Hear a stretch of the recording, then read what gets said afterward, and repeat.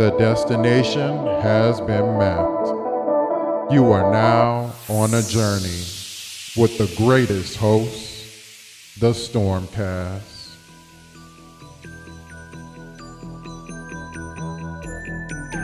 Action Jack, Nintendo Cisco, Geronimo, Trey Vito, Sandstorm McDowell. Hypervision goggles should be securely fastened to properly see the truth presented. Get ready, Storm Troops, for another StormCast. Grab your snacks, grab your drink. Don't blink, or you'll miss the StormCast.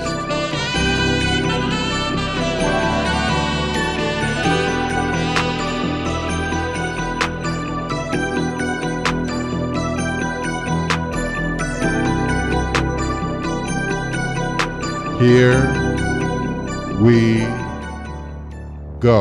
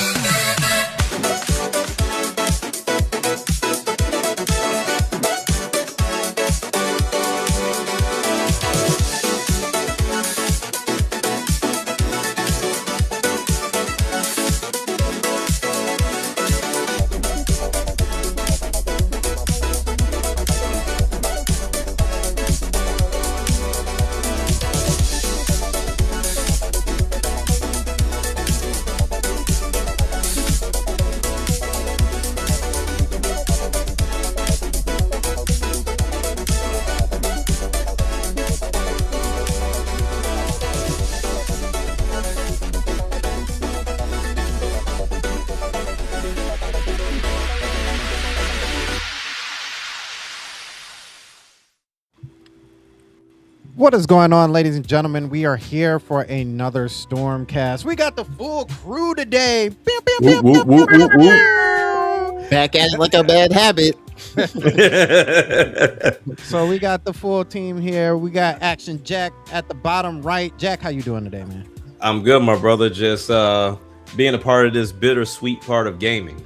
On one end, you got turmoil, and on the other end, you just got lovely games coming in. So, you know, that's the duality of gaming, but I'm appreciating and enjoying all of it, man. All right. And then we got Geronimo. Geronimo, how are you, man? Man, doing great. All right. And then Vigil telling me that thumbnail was the same as last week. I appreciate that. Oh, you're welcome. I didn't know if you wanted to do that again. I saw it. I'm like, wait, what? No, with all the things that I was doing, I completely forgot to make a new one. So, All good. yeah, appreciate that. But how are you doing? I'm doing great. You know, I'm loving Splatoon Raiders. I knew it was going to be a good game, but I didn't think it was going to be that good. Yeah. Yeah, the way you guys, actually not just you, I watched Skyward Sword's Alyssa play it yesterday, and I'm like, dang, this game is actually kind of beautiful too. It's looking good. Really good HDR implementation. Mm-hmm. Oh man, Really good HDR. You shouldn't have held out there, Sandstorm. I know, the one time, $50 digital. the one time. But we're gonna talk more about that in a moment. Nintendo Cisco, how you doing today, man? I'm doing really good. I'm having a really good day. I just got back from a little mini trip I took to Michigan. I went to the beach. Whoa! You step into my state and not. Oh, that's not true. say I should have let anything? you know. Okay, well, I don't know if this is near you, but I was in New Buffalo. No, hey, That's like Baby on Sandstorm. the very edge. That's How on the far is very New edge. Buffalo from us? Watch like an hour. It's 30 minutes to an hour from us. No, Oh, wow, that's nothing. no. Yeah. I was out there for a whole day. Man. I was only I came through Amtrak. It's super cheap. So I saw a TikTok where they were like, "Oh, go on." You know, they got the little music in the back that every influencer uses. Yeah. Oh, yeah. Oh, take a little trip out from Chicago. It's only an Amtrak train away from New Buffalo. It's a beach town. I'm like, that sounds fun. I want to go. Also, I don't know if I've really spoken on this, but ever since last year when Jurassic World Rebirth came out, I got really into like paleontology. I mean, I've always liked dinosaurs and stuff. I got really into that stuff. So I don't think I've ever mentioned this on this podcast, but I actually like to go and try to find fossils and stuff.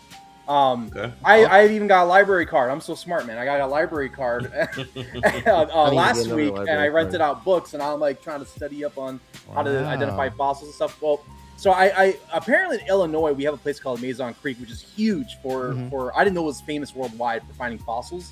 I went one time last year.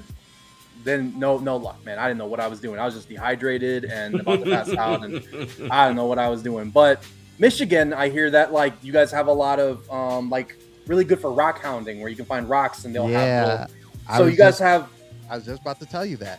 Yeah. So I was out there like, let's see what. And New Buffalo's not really the spot for that, but you know, I'm in Michigan. I'll try.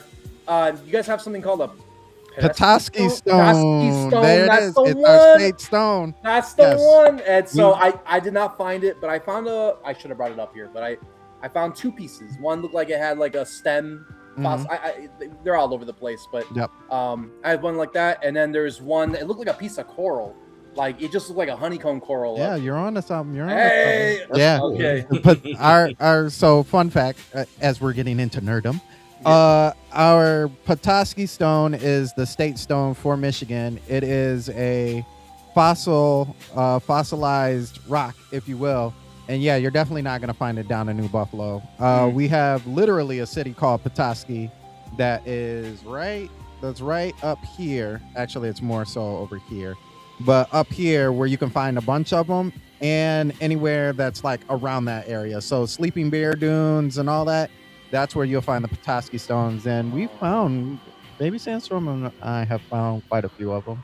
Ooh, okay. Yeah. All right. But there's also a rule to that now too, because you can collect them as much as you want, but it has to be less than 25 pounds, I believe. I think I read. Yeah, like you 25 can't pounds have a a year. bucket full of them. Yeah, because they're trying to keep them. What is that word I'm looking for? Preserved or like Preserved. Yeah, yeah. That makes so, sense. Yeah, very cool thing. Yeah. So okay, good to know. I was only like half an hour to an hour out. I'll let you know next time. I was supposed to meet up with an ex-10 member known as Hylian Luke. He used to cover Zelda stuff. Mm-hmm. So I was supposed to meet him, but he bailed. I think he got a new job or something, so he couldn't take off. But I had a good time out there. Very, very small town, but everybody there was so nice. Yep. But I had I had this place called Stray Dogs. I think I had like a blackened chicken pita there, and I went to in New Buffalo. There's a place called Oinks for ice cream, so I tried that. Very good. But yeah, I was out there for about a day. Bad thing was I didn't realize that if you're there, it's a small town, and on the map it's very tiny. Like when you look at Google Maps, and so when I booked the hotel, it looked like it was right there. So when I booked the hotel, didn't realize it was a 40-minute walk outside of the town, where there's no sidewalk. It's just like a highway. And so I was like walking the highway trying to it was awful. Like, so definitely recommend if you guys go to New Buffalo, maybe take your car. Don't track. And hit Sandstorm up too. While you're absolutely. I want to go back out there, man, because I'm really inspired. I want to get that Petoskey scone real bad. So maybe I'll let you know next time I'm out there, because I kind of want to go out there pretty soon. Okay. I wish I actually had one in the background, but most of them are with Baby Sandstorm. So cool. Stone. Yeah, I want to. Any here. I gotta keep up that. In Illinois, we have a lot of fossils. So I got fossils for Illinois, and then the rock hounding and all that in Michigan. I'm glad I live in the center of that. Yeah. But yeah. All right. With that being said, Beto, how you doing today, man? Can y'all hear? Yeah. Yes, sir. Yep. Sure. Okay. Yeah. Oh, yeah. Good. Doing good. Just relaxing, enjoying the day. Not doing too much. I'm not really feeling that well, but yeah, overall though, I'm good. I'm good. Okay. With that being said, what's up, everybody? On both Angry Vigilante, I'm trying to keep track of both of them because it's like all together. Maybe I'll show this up. I'll throw this in here and shrink it down, and we'll put it somewhere like right under Geronimo. There we go. All right, there we go. You can see his face perfectly. So what's up to everybody on both platforms? We greatly appreciate you guys coming through. If you're new to the channel, make sure you hit the subscribe button. And guess what? If you hit the subscribe button, if you go down into our descriptions, you will see an email. If you email that and you have hit the subscribe button, you have an opportunity to win some free merch. Look at how easy that is. Oh my goodness. Free merch. What is the free merch? Wait. I got to say it in a different voice. Hold on. Because I haven't used this in a while. Has my voice changed? Is it a different voice? That's awesome. You got some secret helium over there, Sandstorm. I know, right? You're hoarding it over there. There we go. But Sandstorm, what kind of free merch can I win? Well, there we go. Well, that is a great question. I'm glad you asked that question. You can win. You can actually get this shirt, the Sandstorm t-shirt, official t-shirt. You can get the Sandstorm official hat. You can get the water bottle, which I don't have on hand. Oh, Baby Sandstorm's going to slowly get it. I don't know why she's like standing there like staring at me like, you know how like when your dog or cat needs something and they stare you right in the face. And you're like, what do you want? They don't say anything back to you. Like, yo, for real, like, what do you want? What's up? But she does it with a smile. So I appreciate that. I already have the hat. Thank you. Okay, there we go. Thank you. So you can win the water bottle, or you can get the swag bag. Swaggy. Nice. Swaggy. So make sure that you hit the subscribe button and email us out. And that way we can get that information so we can send you your free merch. Yeah. What do you need? Can you show them? Oh, okay. You can go get them, but I have to go. I have to pray us in. With that being said, also, if you're new to the channel, we also pray in on the channel. Something that we like to do is pray over those who are struggling or going through things, or even just having a great day, because that's all part of our mental wellness. So with that being said, as I change up this prayer, Father God, thank you so much for allowing us to come together, Lord. We know that we go through a lot of things, both good and bad, that our mental health is the most important thing for us to be able to successfully carry out the day, Lord. So we just thank you for keeping us in our right mind, for watching over us in our hard times and in our good times, and knowing that through any storm, there's an opportunity for a testimony and to be able to come out of that storm with a positive testimony. In Jesus' name we pray. Amen. Amen. Amen. So Baby Sandstorm wants to show you real quick. You want me to show it to them? Okay. So if you guys haven't noticed in the background here, I didn't move. I think I already showed this off, but in the background we have Mr. Sandman. Shout outs to Sandstorm McDowell himself. Mr. Sandman is, I guess, the closest thing that I'm gonna get to a Nintendo character being me. So we got Baby Sandstorm, the Yoshi, which you probably can't see too well because my green screen is on. But it's Mario that's Kart cool. Yoshi, Nice. Super Nintendo version. I do have a Nintendo character that I actually associate with you a lot. Really? Who is that? The Snake Bonanza guy. Look him up. He's got the hat, the headphones, and the band. Oh, Wait, Every the time first I one? see him, I'm like, that's Sandstorm right there. Donkey Kong Bonanza, the Snake King or whatever. Oh, the Snake King. Are you Okay. saying Sandstorm's a snake now? No. That's what I was about to say. I was like, No, wow. that's why I never brought it up. 'Cause I was like, Thanks, I don't know Snake. how do I say this without? But it looks like that's him. Look at funny. him. He's got the. Is he's got Yoshi the your favorite long character there, beard. Sandstorm? That's funny. No, but that's hilarious. This guy, he's all He's packed. got the whole look, the hat, the headphones. He's got it all. He's rapping, man. I have That's to look funny. it up. I haven't played the game since last year. That's funny. Okay, so here's the other thing I wanted to show off. So be careful with this. But we got her a Lego set, and it's Sega Genesis Lego set. So I don't know if you guys have seen this, but she Oh, cool. put Wait, it that's a together. Lego? Yeah. Oh, nice. That's a Yeah. Cool. Wow. Yep, and she's gonna. It comes with the removable. And can you remove the top and show them? It came with Sonic 2, and then on the inside, you've got. Yeah. Sonic face. That's Yeah, dope. That is hard. That's cool. So some cool things that she got while we were out in Ohio. I don't know what this is. Good job, baby Sandstorm. She, Vigil said, "Good job, Baby Sandstorm." She said, "Thanks."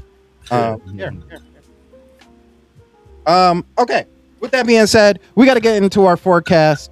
So our first topic for the forecast right now is that Splatoon Raiders, because most of the people on the panel have already tried it out, played a little bit of it. So, guys, walk me through.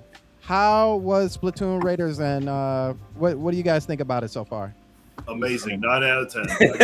Yeah, I think I would also give it that 9 out of 10. Yes, I go with a 10 out of 10, my friend. Best I love Splatoon game. Best Splatoon game. Oh, Straight yeah. up, You know, straight up. like there's a few things I wouldn't mind, like some voice acting, but the only one thing that kind of annoys me with it is when you call for help, you can only do it once every 30 minutes. I just found that so annoying. But outside of that, no, that's it. That is an amazing. I honestly thought it was going to be good. I just didn't think it was going to be that good. And I've never played a Splatoon game. But I've loved Splatoon Raiders so much, I just bought Splatoon 2 on eBay right now. Oh, wow. Wow. Which I know that's really quick, Vigilante. Whenever you get more into Splatoon 2, and I know Nintendo don't discount the DLCs, unfortunately, but you have to get the Octo expansion. No, I think it's free if you have the Switch Online. Oh, that's right. Yeah, if you have the all the DLCs are free. If you have the NSO expansion pack, then it's free included. So okay. Once you get, definitely go through the Octo expansion. I had to finish the Octo expansion. I only got it for the single player because I doubt the online scene's even open right now for it. It's probably dead. More people are probably. You'd be surprised. It's like You'd be surprised. Splatoon is like Smash. Everybody has their own specific Smash that they just stick to. Oh, okay. So yeah, that Yeah, a lot of people. And I will be picking up Splatoon 3 eventually, but I'm not paying $50. Okay, wait, let me. Oh, Splatoon 3. Okay, hold on. Okay, so if you play the salmon run and do the story of Splatoon 2, the Splatoon 3 story is gonna be so sweet. It's gonna be so sweet. Yeah. The Splatoon 3 story was like, I couldn't believe it. That was one of my favorite story modes in all of like Switch era. I was so excited about it. They've been stepping it up. They've been stepping up each single player content, like whether it's main game or DLC. They've been stepping it up each time. So yeah, it gets better and better, right? With every single one. Yeah. Yep. Man. Oh yeah. Like, the thing I love about Splatoon Raiders, it reminds me of Monster Hunter, like just how it's set up. Yeah. Not like the battling and everything, but I love how you have like your hub and then you just go out to different areas. I absolutely love it. So wait a minute. So is this a what do they call that style? Not Dark Souls. What's the other one? It's like a rogue style. I don't think it really is. No, like, people were trying to say it was, and it's like, no, this is because rogues. You have to, if you die, you start from the very beginning. I want to say hate, but I dislike rogue games very much just because of that. Yeah, because I think that was the biggest turnoff. Was like, I don't want to keep starting all the way over. I don't understand why I don't understand why the previews mention roguelikes for this. There's like zero. To me, there's like zero. I mean, unless they are saying like the drops are randomized, but that's just looter shooter stuff in general. Yeah. So, but I don't know where the roguelike stuff come from because like when you go to certain levels where you go under the sub levels, those are set levels, and once you go online, this and the other, it just becomes grinding and getting the best loot. So. Oh yeah. If you go to the dungeon and then you die, you got to restart. But that's any game right there. You die in any game, you restart. Yeah. So, but no, there's nothing roguelike about it. No, it plays very much like a Splatoon version of like Borderlands or Destiny, where like looter shooter. That's really it is. It's like you're just going into levels. You're waiting on drops for your weapons and trying to get perks on your weapons. It's really cool. I mean, I love the way it's like so simple compared to games like Destiny and Borderlands. Like they just get straight to the point. So is the grind very hard? Is it like a very high ceiling of grindy? So far, no, but I haven't beaten the game. So the issue, I'm about 11 hours into it. Hey, I ain't gonna lie, that level 8. I already know what he's talking about. There's a couple of them where I was like, oh, yeah. So has anyone else finished the game, like the story? No, I'm on the final boss fight, but I haven't done it yet. Oh man. I'm only live streaming it right now, so that's why. Dang, y'all have been like really pushing through. Yeah, it must be really good if y'all play that. I mean, if you find it too difficult, they do have a tourist mode. Oh no, that ain't. Nah, you don't even need that. Get down like I just survived this the whole way. One night with your friends, you level up so much. Splatoon. No, I just couldn't believe it didn't have game share. When Sandstorm was like, I'm gonna live through you guys, maybe game share, and I'm like, oh, it doesn't. Then I found out it doesn't have it. Yeah, that was like womp womp. Yeah, I'm like, maybe I could just run it, and then if I like it enough, I'll just go ahead and play it. But yeah, no game share. But yeah, kind of like Geronimo was saying, I think it's also too you kind of set up your character before you really jump into it, right? There's not like a hey, play with 2 players locally type of style, is there? No.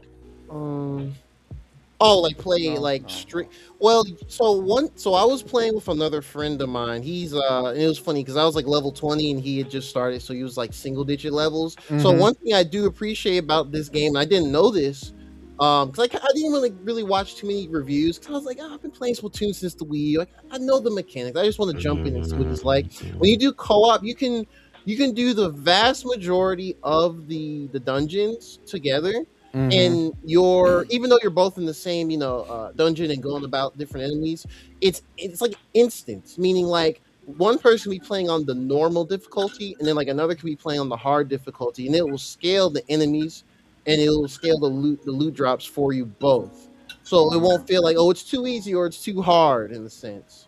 So it's been pretty good. So you can play through the majority of the game. Except for the final boss. I'll say that. I think Salmon Run was kind of like that, right? Wouldn't it scale depending on the players?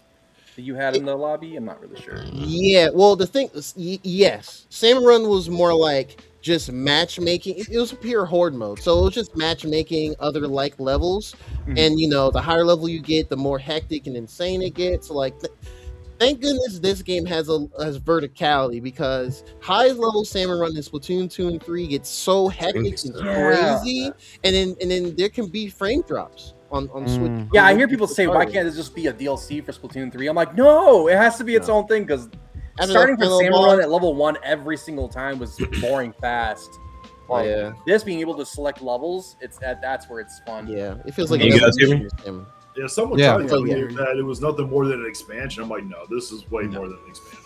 Yeah, you definitely had to, like, the only way you're looking at this as an expansion is if you're, one, trying to judge it from the commercials, and then two, you just genuinely didn't want to get into Splatoon. Like, there's so much that goes on with this game that is so far from Salmon Run. Like, Salmon Run, it was cool when we first got it. It gets hectic, and like you said, you get 4 people in there. You try to finish that wave, those couple of waves, and then you go about your business. And then also too, they have the added piece to where you have to take the eggs and put them in the basket. Right. With this, no. Like yeah, you want to collect the eggs, but that's more to help you to kind of get your showtime ability to help you if you get overwhelmed. But when it comes down to like where I'm at as far as the grinding question, I thought you guys could hear me, but my mic was messed up.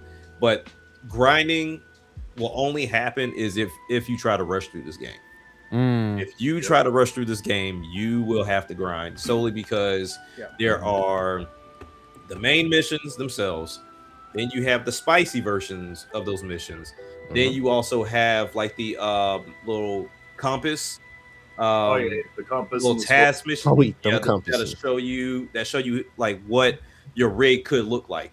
So it's like, hey, if you've never tried this gadget, this is what it will look like and be like if it was fully decked out. And then you'll try it and be like, oh, okay, I might want to try that. Like, I never thought about trying it, but when I used it in this scene, then yeah, it makes sense. But yeah, I think the fun part too is just trying to figure out what works best for you. But what I do love about this game, and this is a problem that I think a lot of games have in different genres. Like when I think about racing, you get a vehicle, you try to stick with that vehicle and just kind of muscle your way through the game. With this game, you're going to switch tanks. So that was like my first advice is max out those, like max the tanks out. Don't just focus on, oh, I'm just power, technical, or speed, because you're going to shoot yourself in the foot. But as like a spoiler, not like a big spoiler, it's not a story thing, but if you do max those tanks out, you get 3 gadgets instead of 2.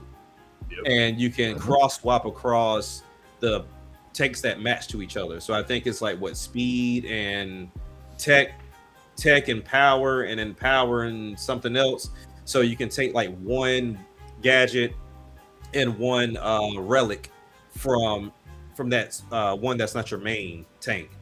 So you can do a nice little blend and a nice little mix to really set you off. And I think between my little pot shooter, along with like the little grappling gun, and also like the what was the other one, like where I do like a ground pound as well. Like it's that, along with just having any type of shooter really, or any type of weapon. The one thing I will say, like my roller is my favorite in Splatoon games, but rollers here are difficult. Like they're when you get some later ones, there's only like 2, and then they have different ones. Yeah, when you get some later ones, it gets better. Like honestly, you can't get under 4-star. Actually, I'm lying. Once you get in the post game, which I'm not going to talk about all deeply, you're going to pretty much need 5 stars. Oh yeah, I finally got my first 5-star. Like after I told you I didn't have one. I was like, oh, I haven't gotten a 5-star. Like I've gotten a gang of 4s, and ironically, my first 5-star is a roller. So it's like, okay, better than me. I wish I had a 5-star roller. I just like the normal gun. I'm just the normal gun guy. I tried the like the little sniper. Yeah, I can't. Oh no, I can't. I tried the shotgun. Yeah, no. I like the blasters. The oil blasters. Yeah, the blasters are amazing too. The buckets, the sloshers. All the buckets. Sloshers are always underrated. They're buckets, and you throw ink, but they can be pretty good. I like them with power tank. Did they get rid of the rollers? No, they're there. No, They're there. Oh. So I what like they the do wood is- spatula too. So what they do with the weapons? So all the base weapons from Splatoon 3, like including the new one, like the bow, those are all in the game. But what they did, instead of having like 4, 5, 6 different types and their own unique design, there's like 1 to 3 base designs, and then they have like different looks for them as you get like higher rarity drops. So that's kind of the way to kind of give more variety. Because as I was going through the early parts of the game, I was like, because I didn't get I only think I got 3 types of weapons by the first boss, 3 types, and I was like, okay, so I'm curious how many different designs there's gonna be, because if they only have a couple of these in this class, I'm wondering how the variation is gonna be. But it does get varied by the end, so it's very good. I'm honestly just so impressed with this game. Me too. Because I went from I was like, okay, it's a Splatoon game. I'm interested, but I'm not super hype or anything. And then the wave of previews came about, and I was like, oh, wait a minute, okay, this might be more than I was expecting. And then finally going through it, man. I'll definitely say Nintendo did not do the best job at trying to advertise this game. Because I went into it thinking it was actually going to be a roguelike from what everybody was saying. Oh, yeah. And when I found out, I'm like, at first I was regretting pre-ordering it. Then when I played, I'm like, no, there's nothing. This is not a roguelike. Well, the roguelike stuff came from when they showed it. Because they showed us some levels when they did the treehouse. And one of the levels was the ones where you're going down to different floors. But as we know, for those that have played it, you only go down to 3 floors. And then you beat the boss then, and then you're done. But they make it seem like you just have this continuous now, Geronimo, there's something different in the end game. But but for those particular levels, you're just going down 3 floors and that's it. And it kind of gives off that appearance of, okay, we're just going to keep going down, down, down, down, and when I die, I lose everything. But that's far from the case. You can go into some of these levels, collect what you've missed, and then just go back to your hideout. You don't have to finish a level. You just collect what you collect and go about your business. Okay. So I feel I'm hoping they do an expansion to it. Oh, same. I hope so too. I hope so too. Give us an extra type of tank or something. Yes, they need to give it an expansion for sure. I think that's been just a separate topic in its own, but I feel like it's been quite a common complaint with a lot of Nintendo's releases lately. They've been kind of dropping the ball on marketing a little bit. I noticed it first with the new Yoshi game, which I need to download the demo. Yeah, the Yoshi game they marketed that thing like it was for 5-year-olds. Yeah. There was this trailer I saw, which Nintendo of America, they actually put a version of this trailer on their channel. I think when they dropped the demo, they put the trailer out. There was a trailer that Nintendo Australia, I think that's what they did, and it wasn't just this is for toddlers. It was yo, you're Yoshi, and you're in a book, and look at all these different creatures. You got to do all the things, and it was almost like a slideshow of 20 different areas, and I was like, I don't know, man. The marketing folks over in a way. I think they run into a possible thought of we don't want to give too much away, and I can understand that conservative or something. Yeah, they're way too conservative, and I get it. But in the case of Yoshi, you kind of have to, because when you play that game, it's like, oh, I didn't think anything of it. Because if you listen to the content creators that were talking about it, it was like, oh, you're just running around the game, you can't die. This is stupid, and that's what I thought. I didn't pick it up that. You're no, you're kind of discovering and trying to figure things out, and even playing a demo, I'm like, how do I figure this crap out? And it makes you think. Yeah, it's tough, but it was an absolute hidden gem. I was gonna pick it up no matter what, because Yoshi, until Age of Imprisonment, Yoshi was always my favorite Nintendo IP. Right. Yeah. Then Age of Imprisonment, Kalamo became my favorite. I want a spin-off of Kalamo. Okay. I like it. Cool. Yeah, I need to download the demo. And check it out. Real quick here before we hit the topic number 1. J Big said, my only issue with Splatoon Raiders is the Splatoon talk.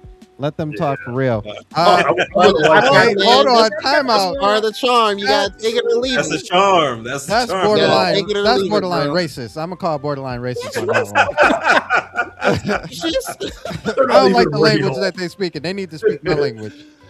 I want more of the characters to talk in that universe. Mostly it's the squids and the octolings and a couple others, and that's it. Nah, man, they're gonna give him that anime talk, bro. I don't want that. Yeah. Oh yeah. Shiver's gonna be. Shiver's gonna be all. It's not like I care about you or anything. Right. I don't want that. He's definitely Crunchyroll, Funimation They people can out hire there. I don't you for want the that. voice acting, man. Find the sun there. It's kind of funny. I'll be the voice of Big Man. That's cool. There you go. This Is Big Man the Hey, man? yeah, he's the manta ray. This expansion made me like the deep cut team more because I like without. I mean, since you're gonna eventually get into Splatoon 3 in the future Vigilante, but the story mode in that game it deals with them a bit, but it's not as involved as some of the other stories in like Splatoon 2's or definitely 1 and stuff like that. So I feel like this separate spin-off definitely helped. Add not only more characters for Splatoon characterization is always kind of straightforward, but lore wise, these DLCs are stealth ways to build is world building and lore. That's outside the cool gameplay. They also serve for world building straight. Though I will say, if you want it, it's not forced on you. I do love how Splatoon 3 handled deep cut though, because they were like Team Rocket, and I thought that was such a twist. I was like, oh, this is so cool. Yeah, I enjoyed it. And then I'll let you play the game, and you'll eventually figure out like how it fits. But that's I love the story in that game. Okay. Now, when you have the special move in Splatoon Raiders of the 3, which one's your favorite? Mine's Shiver. It's gotta be Big Man, because you'll see later he shreds them bosses. Man. Not like the bosses, but like when you go on the floors and you find those stronger normal enemies. Because when you do like the spicy levels, they'll just throw those enemies in those regular dungeons, and you're like, oh, okay, so they're just normal now. Big Man will just shreds them because his whole you're invincible when you activate it, and his body is just an active hitbox constantly, and then you can shoot those projectiles. So, but they're all good for different reasons, in my opinion. Yeah, I flip flop the bombs. Yeah. Shiver was my favorite at first, and then I was like, you know what? I like Fries because she does the whole like that's area of effect. That's a screen cleaner right there. But every time I activate, I'm like, bring the rain. Yeah. Shivers is like when there's threats far away and I can't get over there, I'd be like, go. Do the thing with the shark. Do it.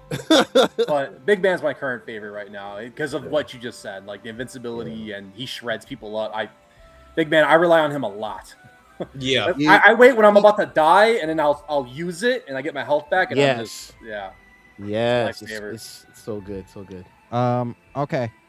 Squared says, haven't played Splatoon Raiders yet, but I'm so glad I'm hearing most people love the game, so I can finally get friends and family into Splatoon. There you go.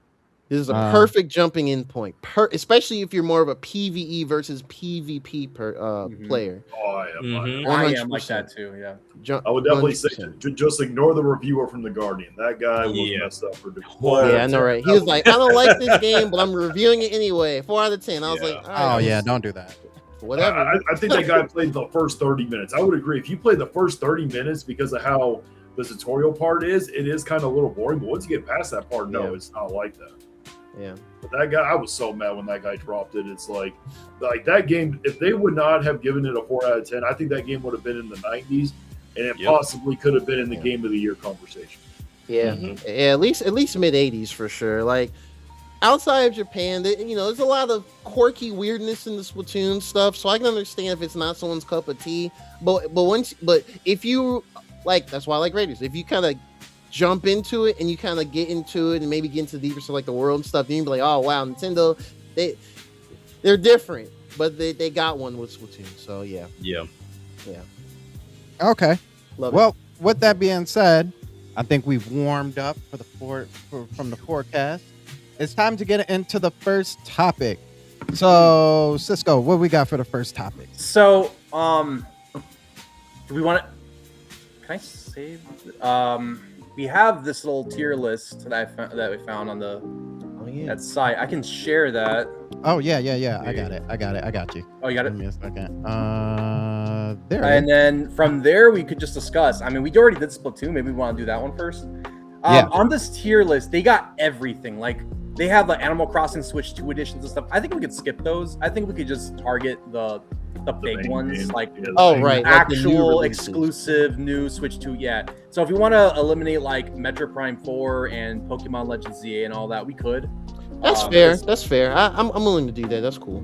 Let me take some of this stuff. There's different ways we can approach it. We can either just skip the Switch 2 upgrades, like Xenoblade and Breath of the Wild, and we can include ones like Metroid and Pokemon, because I mean I think those games were pretty good, even if they were Switch included. Yeah. But yeah, we could just do the Switch 2 exclusives, which were like, I don't know, there's like what, 7 of them or more.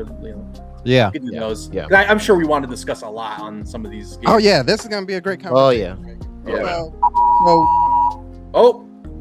Oh no! Blood warning. I got fire alerts right now, and my phone's on silent and it's going off. So. Oh yeah, no, you can't. Yeah, You I forgot to go through it. No worries. And I gotta have my phone on in case my wife calls. You know. Yeah, no, the alarm for "we gonna die" is definitely going off, regardless of how much you try and silence it. Yeah. Okay, so let's. Oh, go ahead, Cisco. This Right. My bad. So first one on the list, Mario Kart. Unless we want to just do Splatoon since we already did it. Yeah. Where's Splatoon? Raiders. Okay. Yeah. I put that one at S tier. I'm at an S. Yeah. That's an S. Yeah. Yeah, it's up there. Cream of the crop. I'm gonna say, for the record, personally, I don't know if I found that game just yet that I want to throw in S tier, but for our collective, I'm down for S tier with Splatoon Raiders. For sure. But I think a lot are close to S tier, but I don't think everything's just yet. Because I don't know, when I think of Switch 1, I think of like Smash Brothers and Breath of the Wild, and at that time, I feel like that was an S tier. Yeah. But now I don't know if any of the Switch 2 games yet have like hit me that hard, But we'll get into that. We'll talk about that. No. I'm cool with honestly handle an A tier, but I think it's up there in S tier. I'm cool with S tier for now. Yeah. Now Mario Kart. I'll give it an A. I personally put it A. It has potential to get S tier, but that's not for a while. I think. Yeah, I think it needs a little more. Yeah, I think. But I think when we come really to the end of the generation, it'll be an S because there's going to be DLC and everything that comes with it. So, and people have time because the way, people have time. Get more of the mechanics, the world, the tracks, and everything. And when Mario Kart 8 came out, I felt the same way about how I felt about Mario Kart World. Yes. Then when Deluxe came in, I don't know what it was about it, but the familiarity of it or something, I was way more on board with Mario Kart 8 when it was on Switch. So maybe we just need more time. I think you know what? When I pop in Mario Kart World, it frustrates me because I feel like, man, it's not catching my attention, and I don't want to play it. Why is that? Because actually, the game is really great. Like, the animations are awesome, the costumes are great, the roster's amazing, and I love the soundtrack so much. And it's like, why do I not why am I not obsessed with this game? I don't know why. And so I don't know, but I think over time it's gonna. I think with anything that changes up its style, it takes a while to get used to it. And this isn't the same, copy paste. Even though they've mastered that format of racer, kart racer, they've gone to something new. And I don't think anyone's really done it like this before, outside of your Forzas and things like that. But kart racers, I don't think anyone's done it. So they're going to still have to add more. Because I will say it's an A for me, closer to a B, solely because after the honeymoon phase went away, it's one of those things of like, the racing's there. There's a lot of things that you guys could add and do here, but you haven't done it yet. And that will raise it to amazing heights. But they just, of course, they're trying to make this last the entire generation. And that can be 10 years. So we're going to get drilled for quite some time. Yeah, it's interesting that you say that because I feel like you said, it has the ability. What's interesting here, I'm looking at the screen and it says SADC. Yeah, that's what I'm like, what? Yeah. But on mine, it's definitely a B. Well, it's just I put it as B. It's a resolution because of that. Yeah, for me, I think a lot of it has to do with B is the price. And I just thought they kind of dropped the ball with the open world part. Yeah, you know, there's just not enough out there, and what is out there to me, stickers is just not a meaningful way to try to complete those B switches. No, I agree. Yeah, I agree. I think I definitely, I would love to give it an A tier, but I definitely think it's probably more so in the B tier. I think I would agree with a B. Yeah, it's flavor. Yeah, its flavor is a good flavor, but the flavor kind of ran out really fast. It's like that gum. What is that gum we used to love? The zoo gum. The zebra. Oh yeah, zebra gum. The stripe. Yeah. It's flavorful, but once you have that, once it's gone, it's gone. It's You're gone. Like, rubbers. Best 5 seconds ever. But Yeah. But it's I say that because it's like you know, like the races are fun and like the open world part of it's fun, but like once you do all of that, it's just kind of like meh. And it's we live in a time now. I do find this interesting. We live in a time now where like when I was playing Mario Kart, like the 64, even by myself, like I was playing a lot of it to set up for the time that I was playing with like people. You know what I mean? But now it seems like I don't really play those games too much because I know I'm not spending that much time with actual people. And I'm not talking about like being online. That's one thing. I don't really care to be online anyway, but to like actually be around people to play those games, you know? Right. So it really lowers my want to play those games in the first place. Now, if they come up with, like you said, Jack, Geronimo, you said this too. When DLC comes around, I guarantee it'll be a S tier on my list. Oh yeah. That doesn't necessarily mean I will play it more, but it definitely means as soon as them DLCs is coming out, I'm trying to learn. Try to get back on the sticks, but yeah, I think just right now, like everything like Vigil said, I think it's a solid B. It's a beautiful game, it's a great game, but everything that it does is like really short in flavor to it. I don't know if this is a hot take, but personally, I think another problem I had with the game, and I remember there was so much discourse online about this topic, but personally, I would prefer a Nintendo Kart than a Mario Kart. And I know, like, I loved having the Zelda level and the Animal Crossing level, and this didn't have none of that. Splatoon 2. Yeah, and I wanted to have those Nintendo characters in it.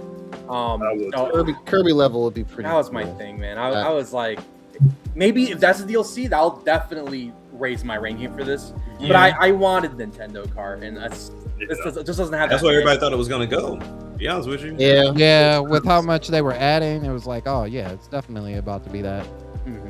It felt like it, especially with how just successful Smash Ultimate was, and who got in that game overall DLC. I was just like, dang, okay, well.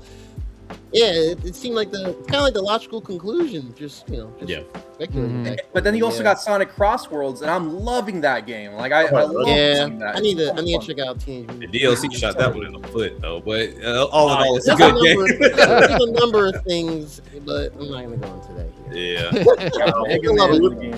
Yeah. In my opinion, Sonic Crossworlds, just for that price, it should have had like a campaign. I really wanted a campaign, like they had with like Diddy Kong Racing and stuff.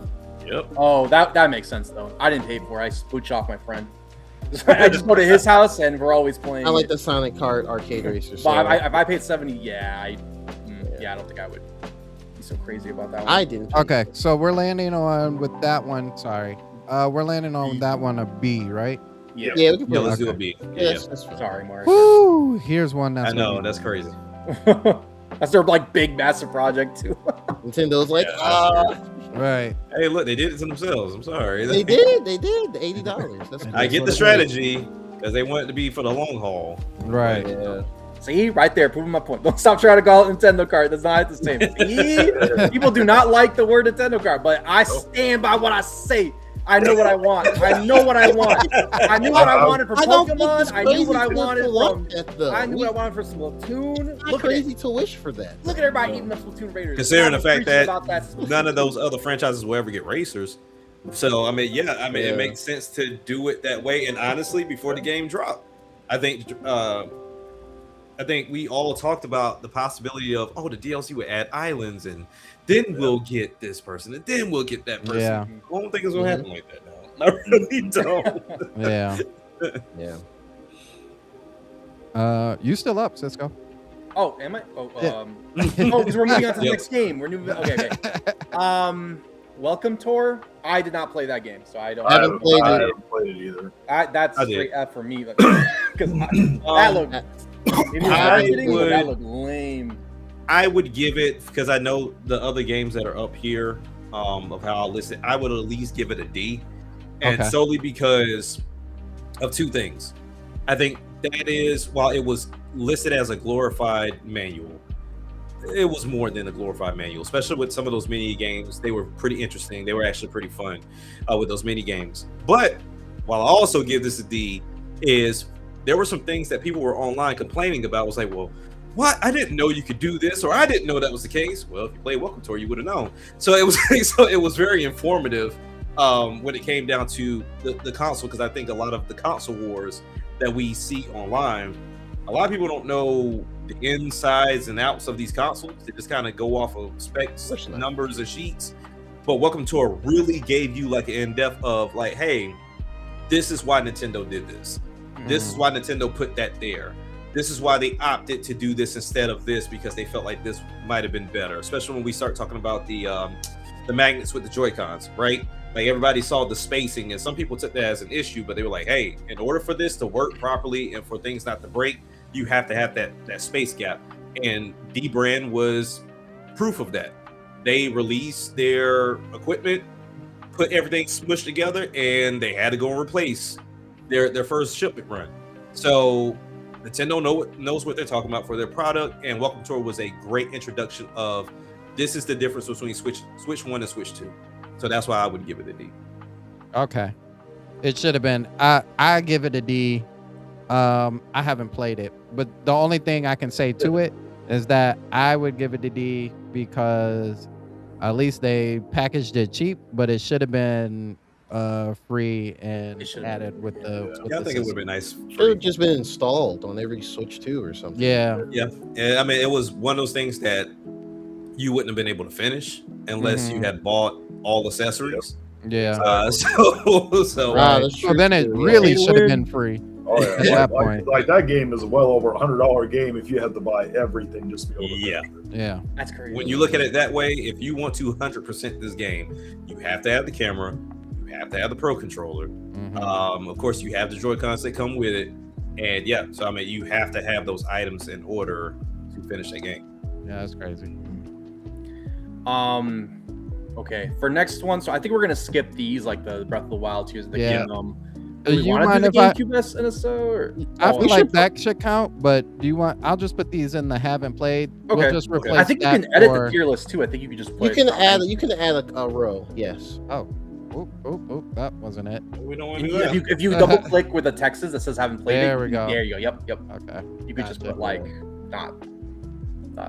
Yeah, add a row below. Or Doesn't above, count. Yeah. Yeah, we'll add a row below. There we go. Okay. Okay. cool. Awesome. Then we'll change this to haven't played, right? Yeah. Yes. Okay. Awesome. My bad. Go ahead, Cisco. My Okay. bad. Do we want to do the GameCube NSO, or does that really count? Should we just? Put that? I mean, it's only on Nintendo Switch too, so I mean, Yeah. Well, I mean, it's an app. I feel like it counts. Yeah. okay. I mean- I for that one, I mean, that's gonna be only better when they add to it. Mhm. Yeah. But I do think I personally like, they got some really expensive games on there, like the They Gale do. of Darkness. Yeah. Evil Darkness is one of those. Fire Emblem. Fire Emblem Ready. That's like a big one. Yeah. What's that game, like 200 Yeah. bucks if you want it. yeah. They got F-Zero GX, which I haven't played, but that's a big one I've been wanting to play. Your hands will hurt. Yeah, really? Once they add Star Fox Assault, I feel like we're gonna really get somewhere. Like, Oh yeah, when they do that, I'm gonna be like, it's time to play. Yeah. Well, shout outs to Mario Sunshine because that comes I'm about out to in say. a couple weeks. That's I know, on the right? 13th, and one of the most underrated Mario games. I agree. I do not understand the hate, Sunshine. I'm gonna tell you what's gonna happen. For certain, we're gonna see it on Twitter. Someone's gonna have a, oh my god, a hit tweet. Someone's gonna be like, "Wow, I played Mario Sunshine and I'm actually enjoying it." And then suddenly, I'm calling it. It's gonna be a cult classic. It's gonna happen. They'll be like, "It's not as bad as the internet made it think," and then it's gonna have think pieces of, well, actually, if you watch this YouTuber and all this unnecessary stuff. Nah, but yeah, I'm actually looking forward to that because I haven't played Mario Sunshine. Oof, man. Since I was a kid on my GameCube back in the day, so it's been a long time. It's been a very long. I don't have that copy anymore, unfortunately. So it's my first time touching it, and I have my GameCube controller behind me back there somewhere. But yeah, I was lucky. I got the 3D All Stars and I played it in there. So wait. Oh, so what, I didn't hear a scale. What no, we haven't done it. Okay. I mean, that's kind of hard because, like Cisco said, it's still gonna be going. Yeah. Doesn't count. I think for right now, I'd put it at a B or an A for now. Oh, really? I played Chibi Robo, so that alone was already like magic for me. But yeah, because I can't put it any higher than. I can't put it higher than B personally. I can't put it higher than a B solely because I know there's some games that they're probably not gonna be able to get that were deemed as like the classics on the GameCube, such as Beautiful Joe. I don't think Capcom. Okay, I agree. I'm good with B. Yeah, because there. I mean, I haven't played. Yeah, it's gonna get higher with some of the later games, but as of right now, Soul Calibur was like, I think that was a huge banger, a monster banger. Yeah, it's definitely quality over quantity right now, but they can speed up the quantity though. Yeah, they ain't hurting for the quantity. I'm kind of surprised. I know this is going away from the main topic, but I'm kind of surprised, and not really, that they went from hey, we got new games coming to, hey, here's that one new game coming for this month, and we ain't gonna say nothing else. You get Mario Sunshine, and who knows when you'll get another game coming from us. Yeah, I think there's just a lot that goes behind the scenes with this stuff, to be honest with you. So I mean, I don't know what happens. I don't know how they go about doing it, especially when we talk about like compatibility with the Switch 2, because a lot of people look and say, oh, well, look at Dolphin. Yeah, Dolphin is amazing, but Dolphin's also on the PC. the Switch 2 is not a PC. It's just an emulator. I'm not even gonna count that. Yeah. It's not So I mean, to me, I know some of my favorite games for the GameCube, and they'll never be here. Resident Evil 4 may never be here, even though Capcom is very supportive. I don't think they're putting any other game. No, especially when that's like a game that they're actively kind of working on. They're still in their remake Resident Evil bag right now. So I'd be blown away if it does happen. Be like, what? Yeah, not doing this on here. That's crazy. Maybe they'll unless they remake this too. Maybe they'll put was Zero on GameCube? Resident Evil 0 was that on GameCube? Your guess is as good as mine. Yeah, I mean, let me look it up. I might be misremembering, but if that was, I could see that one being on Game NSO. Because we still kind of waiting for Metroid. Yeah, Prime 2. Yeah, that Prime 2. Yeah, I need my Prime 2 on there. I need people to suffer the original Boost Guardian boss. Yeah, it'll show up, and then people will be like, "See, I told you they were working on Prime 2 the whole time." Walmart was. Oh man.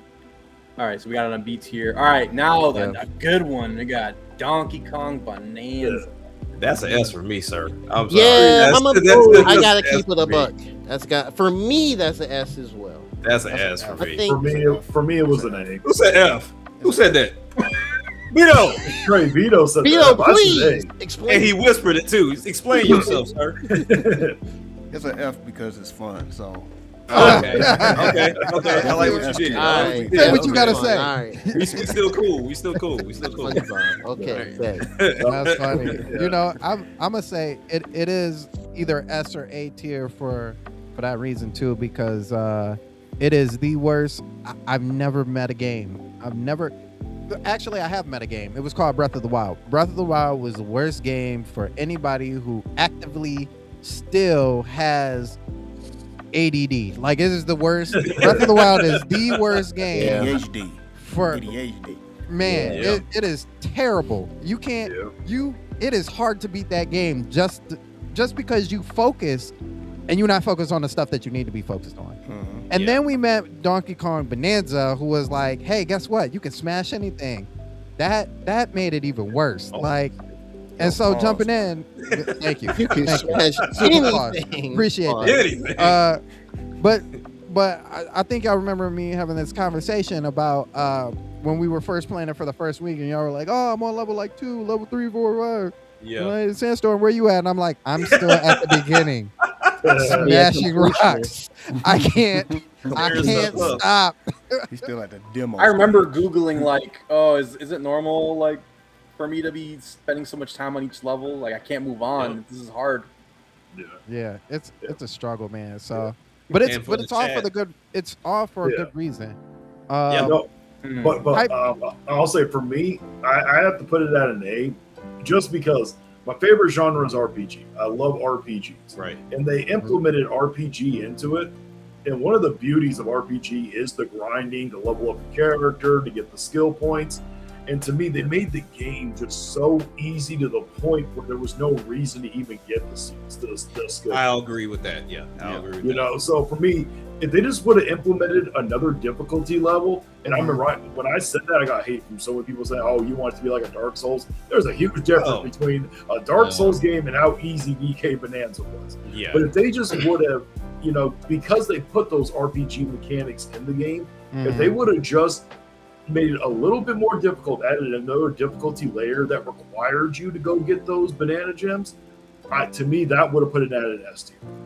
Which at that point, that's a similar thing that Mario Odyssey had. Even though I love that game too, but because it's very open ended how they design it, and in this case, you can just destroy anything. So yeah, I think that was always going to be an issue, and I think it's just more like the player and how they approach the game overall. So yeah, I think something would always kind of be lacking there for some. Well, even then, like to Vigilante's point, right? Like I Mario with Odyssey, like to me, I always expect Mario to be easy in the sense of the game, but then more difficult to find everything. But with Donkey Kong, that game always has had difficulty to it. I don't care who you are, that game has always had some difficulty with the levels. So I can understand that point, because it was an easy game to get through. And then also too, because I know somebody's going to mention it, yes, it did have some performance issues towards the end of that game. Even with that being said, and like I said, for mine, I would say my ranking is biased because I love DK so much. But even with those performance issues, as well as what Vigilante said, as far as it being easy, the difficulty didn't bother me solely because I was having so much fun. It kind of trumped everything else. So that's why I still have it as an S, but I do respect the A because of those two issues. Yeah. And A tier is still good. A tier is still good for the game. But if people find it S tier, I don't got no problem with that. I think it was a phenomenal game. I love the story. You know, it was a great story for what it did. You know, I just would have liked a little bit more difficulty. That's all. Just a little bit more. And then I would say some of the difficulty is in the after, like the post game. But nonetheless. Hold on, give me a second. So shout outs to Hyperstar. Hopefully I say this right, because it's either Hyperstar Cage or Hyperstar Kage. Don't kill Hyperstar Cage. Okay, Cage. Thank you. Great profile picture, by the way. Hyperstar. That's what. Yeah. Okay. So it definitely can't be Kage because Rosalina is not that. But they say A/S tier for me. The DLC should have been in the game. I do want to say this real quickly for Cisco before Cisco gets to the next one. I also haven't said my take on Bonanza. Okay. Chat, y'all also voting too, just so y'all know. But go ahead. My bad, Cisco. Go ahead. Oh, no, you're good. No, yeah, definitely chat. Like, you're a part of this too. We want to hear your thoughts. For me, well, again, I said at the start, no game was S tier for me yet. Donkey Kong Bonanza was the closest, with Splatoon right behind it. The thing is with Donkey Kong, and this might be a personal thing, but I felt okay when it comes to Mario Odyssey. I thought Mario Odyssey was better, and I think Mario Odyssey was more creative in its levels and its like level design. Donkey Kong Bonanza, I have a hard time because I have a big gripe with Nintendo games where they do the same levels. It's the lava level, it's the ice level, it's the grass level, and they don't deviate away from that. So with Donkey Kong, like, yeah, there was like I still think it was good, like, because the ice level had like the cotton candy stuff, and I was like, okay, this is cool. They had the food levels, but I do wish there was just a little bit more, you know, and I don't know, I kind of like. You had Rambi in there. There was a level with whole Rambi and Diddy Kong and Dixie Kong. I thought that was awesome, but I wanted like more of like that stuff, more of the Donkey Kong world into this. I'm really sick of. Oh, we're in the ice level now. Oh, great. Oh, we're in the jungle now. Okay. I mean, it makes sense for Donkey Kong. I'll give that a pass, but it's the same thing. Whereas Mario Odyssey was like randomly you're at a castle and there's a dragon. Like I felt like I was always like, oh my gosh, what is going on here? Like what is this level design? This is crazy. It's awesome. But I didn't feel that with Donkey Kong. As a matter of fact, I felt like Donkey Kong Bonanza was almost overstaying its welcome because there was a certain point where I'm like, how many more levels are there, man? Like, how many more worlds? Like, I want to get to the nitty-gritty. And the ending was great, but that's another kind of gripe I have with Nintendo games is they always save the best part for the last. The story does not progress at all until you beat the game. It's like you got the intro and then you got the ending, and there's like it feels like there's no in between besides just your own journey playing the game. But I just kind of wish there was like a little bit, maybe more, like, I guess maybe a bit more story twists and turns. I mean, I don't know, maybe if that's fair to say. That wouldn't be one of my like main criticisms. But it's more my criticism is more like mainly like I feel like it kind of overstayed its welcome at some points, and I kind of wish just like on some of the levels there was just a little bit more creativity. But overall, again, this is like borderline S tier for me, but it's just, you know, I can't give it the S tier when I liked games like Mario Odyssey and Breath of the Wild and all those type of games more, and I thought they had more to them. But still a fantastic game. I'm not taking anything away from it, but for me, it's going to be A tier. Okay. Yeah. I'll respect the A because I think I'm the only one that said A. I mean S, excuse me. I said S at first, but more I think about it, I think A would probably be a bit. I'm cool with S. You respect A. Yeah. Mine was A. I'm cool with either or. Okay. Well, I'm gonna actually give it to our hyper. Shout outs to Hyperstar. I'm cool with that. We got two S tiers. Okay. It was borderline for me. So that is true. Yeah, that is. We're getting Splatoon S tier. I'm cool with Donkey Kong having S tier. Yeah, didn't expect the zebra to be in there, but yeah. I love the zebra part of the zebra song. That's the best song. The best song. The best one. All right. I don't think we're gonna count this Mario Party, right? I mean, it has an exclusive DLC, right, to switch to, but I didn't play it. I don't know. I didn't play it. We just. All right. Look, drag. We're not even gonna talk about it. Go ahead and put it on F. Like we're not. Which one is it? Put on F. We're not. Like Dragon I Drive. didn't play it. I thought about it until I saw the beta when it came out and how people were reacting to it. I'm like, yeah, I'm just not a motion person, so I'm like, no. We could have had Arms 2 instead. I downloaded the demo and never started. So the idea is great. Like the concept of it and what they thought about doing is fine. It's because using both Joy-Cons, you're trying to get the mouse con thing going, and you say, "Hey, wheelchair basketball." Don't know how you got there, but sure. But it's not. I don't understand the thinking of that concept. Like, I don't either. Highlighting disability. That's the reason why disability people play the games to get away from their disability. Very true. So very true. Maybe they felt represented. Yeah. But either or, the only reason why I gave it an F is because it's not that the game didn't work. I mean, it did what it was supposed to do. The controllers worked fine. It's just it died so fast. Instantly. Because there was just nothing more to do other than, hey, roll around and run yourself into pins and try to do like obstacle courses and then play basketball. Run yourself into pins? Nah, yeah, because on the outskirts there were that's how we handle our disabilities to do. So it was like, jump rope. Oh, run, like do the bowling thing. Oh, do obstacle courses. When you don't want to play basketball, I was like, but that's the point. Yeah, like I don't like I love MouseCon. Like I think me and Geronimo are top tier on MouseCon. But leave MouseCon to mouse functions, point and click.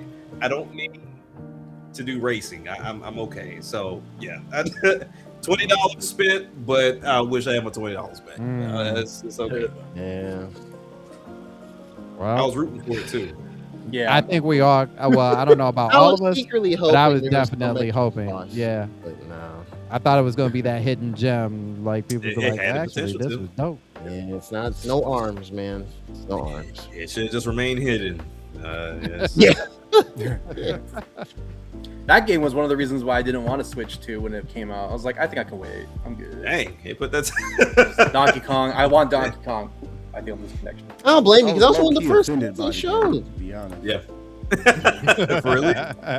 I'm low key offended. Y'all bring a disability game and it's up like that's crazy. Like, yeah, I mean that's a legitimate thing to criticize Nintendo on. It's like, okay, it kind of went halfway there.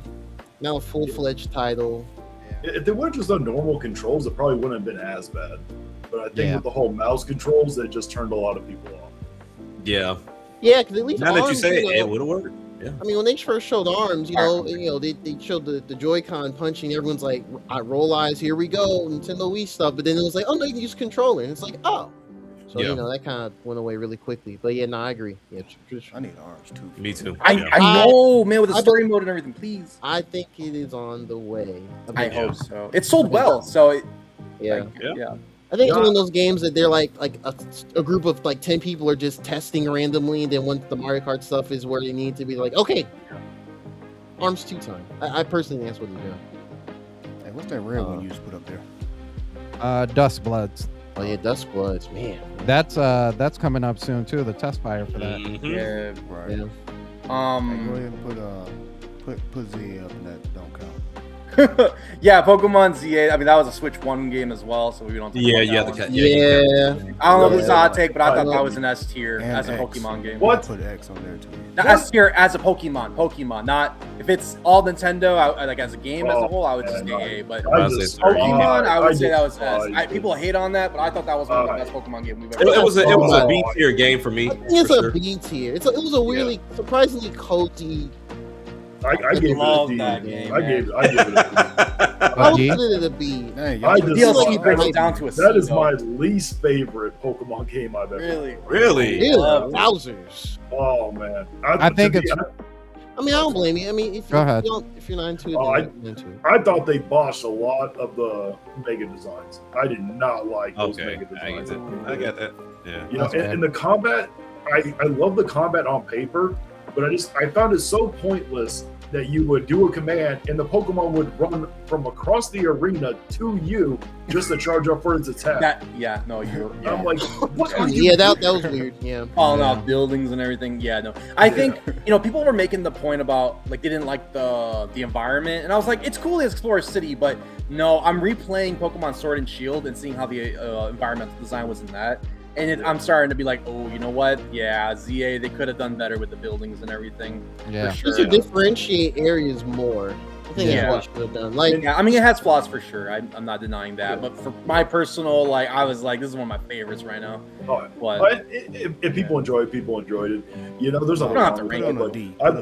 You know, and one other thing with that game that, and it's not just this game, I can't stand it. It was the same thing in Digimon Time Strangers, but luckily in that game, it was only your character that did it. I can't stand when the mouths move and there's nothing coming out. It's like, that kills me too. I'm not gonna lie. That's kind of been one of my that's like, everyone's like, Dexit ever since Sword and Shield, whatever. My main thing is, why are they doing these higher production cutscenes, talking like subtitles, but no voice acting? Like, if you're gonna go all the way with it, give them voices at least. And then if their mouths are going to move like they're talking, at least have something come out. Right. Yes, I'm with you there. I'm not a big fan of that direction at all.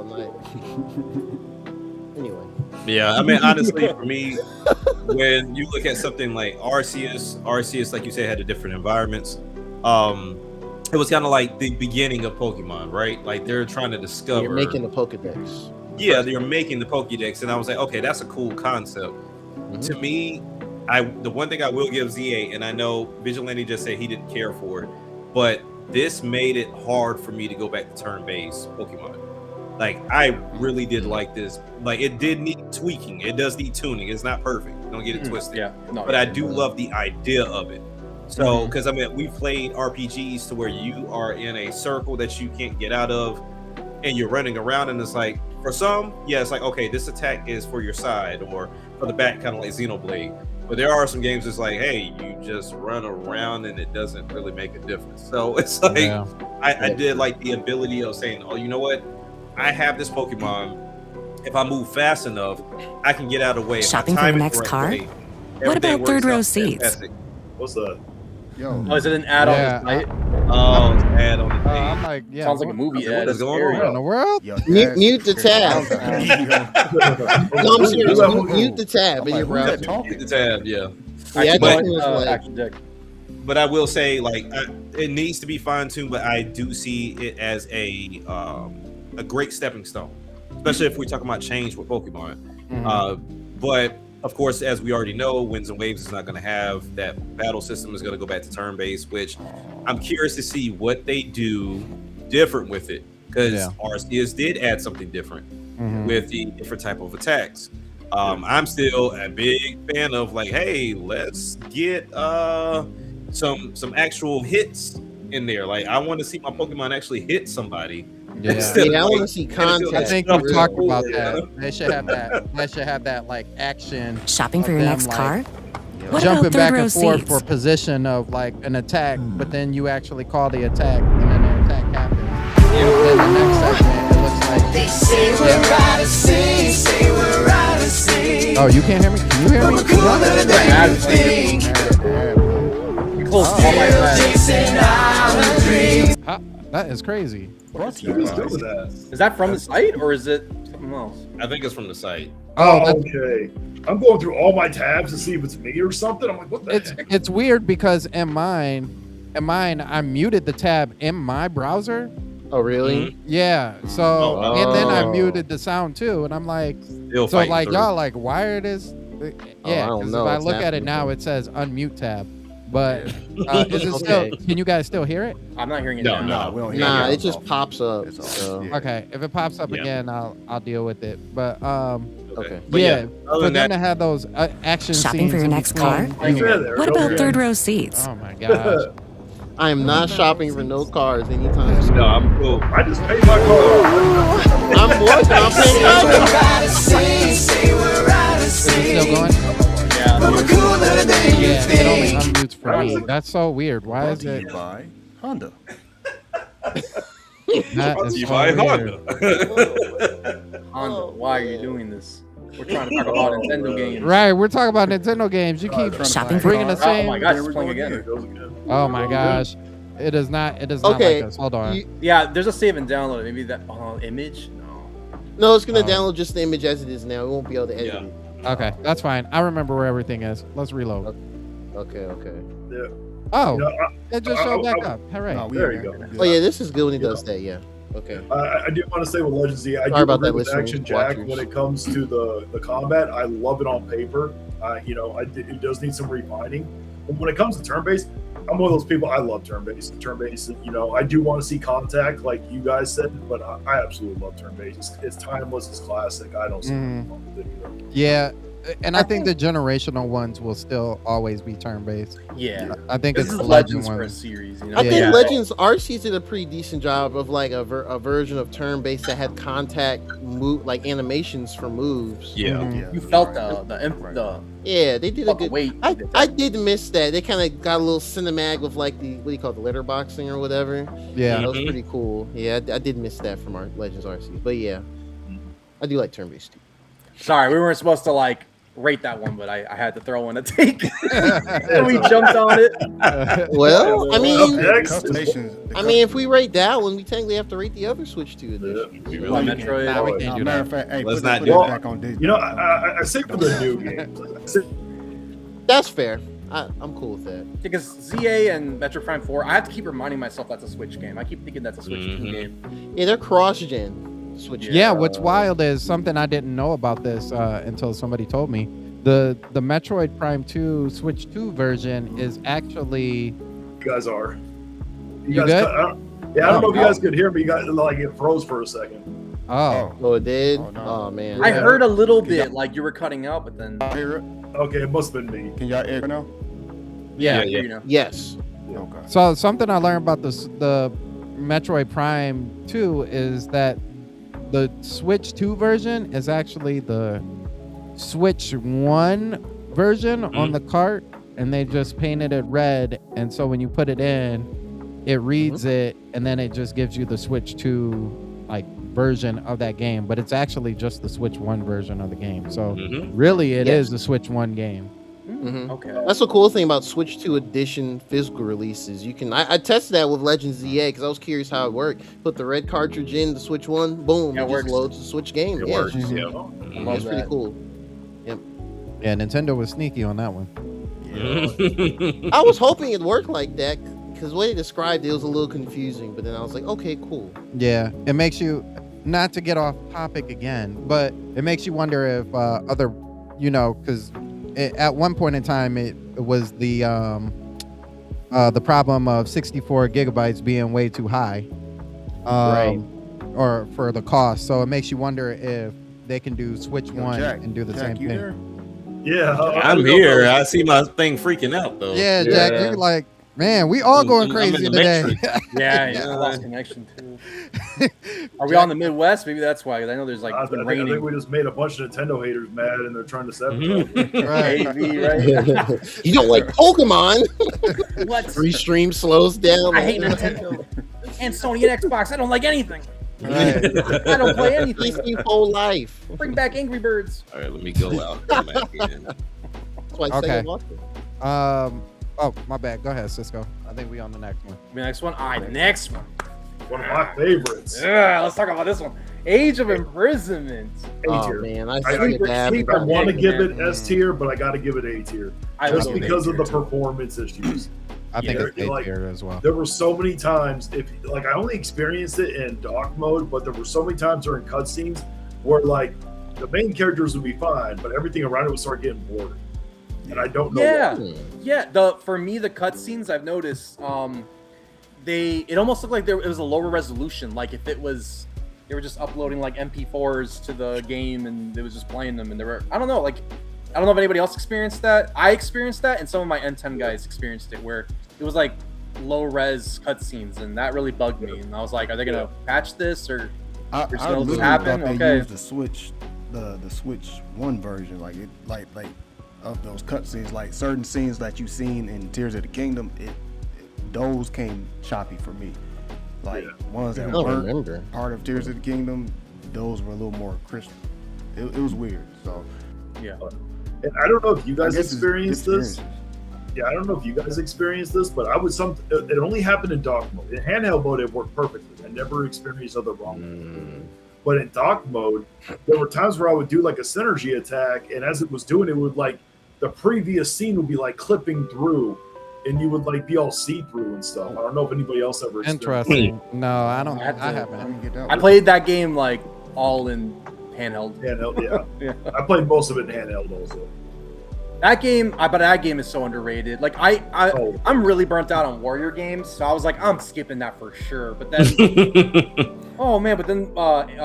Aiden Ligachu, he did the game share, so I was up there too, and I was so surprised. I'm like, this is amazing, and I bought my own, or I got my own for Christmas, and I love it. It's so much fun. The combat is perfected. They really put the effort in that game, and I mean the roster's not the best, but I'm okay with that because these Warrior games I tend to only like playing a small selected characters anyways. Yeah, for me, this game actually got me into the Warrior style games. I'm in the middle of Fire Emblem Warriors, and I'm loving that game too. Yeah, okay. I like when games do that. Oh yeah. And then it introduced me to my newest favorite Nintendo character, which is Kalanmo. I was seriously loving that. Yeah, that little Korra guy is awesome. That's my favorite for sure. Yeah, he's my favorite too.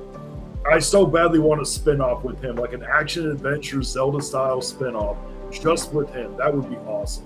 Yeah. Everything, that was so good. Even like, I won't, after people need to play it, so I won't get spoilers, but like, those like peak moments, like at the end, where it's like, Link, remember the name. Like, oh my gosh, that had me like, I know that was in Tears of the Kingdom as well, but like just when you get to see everything lead up to that moment. I love the conclusion at the end as well, like showing which characters like made it, which ones didn't. I was like really into that. I was like, this is such a cool conclusion. Like, I'm loving this. That game, I strongly recommend it for anyone who hasn't played it or is curious about it. I still gotta get it.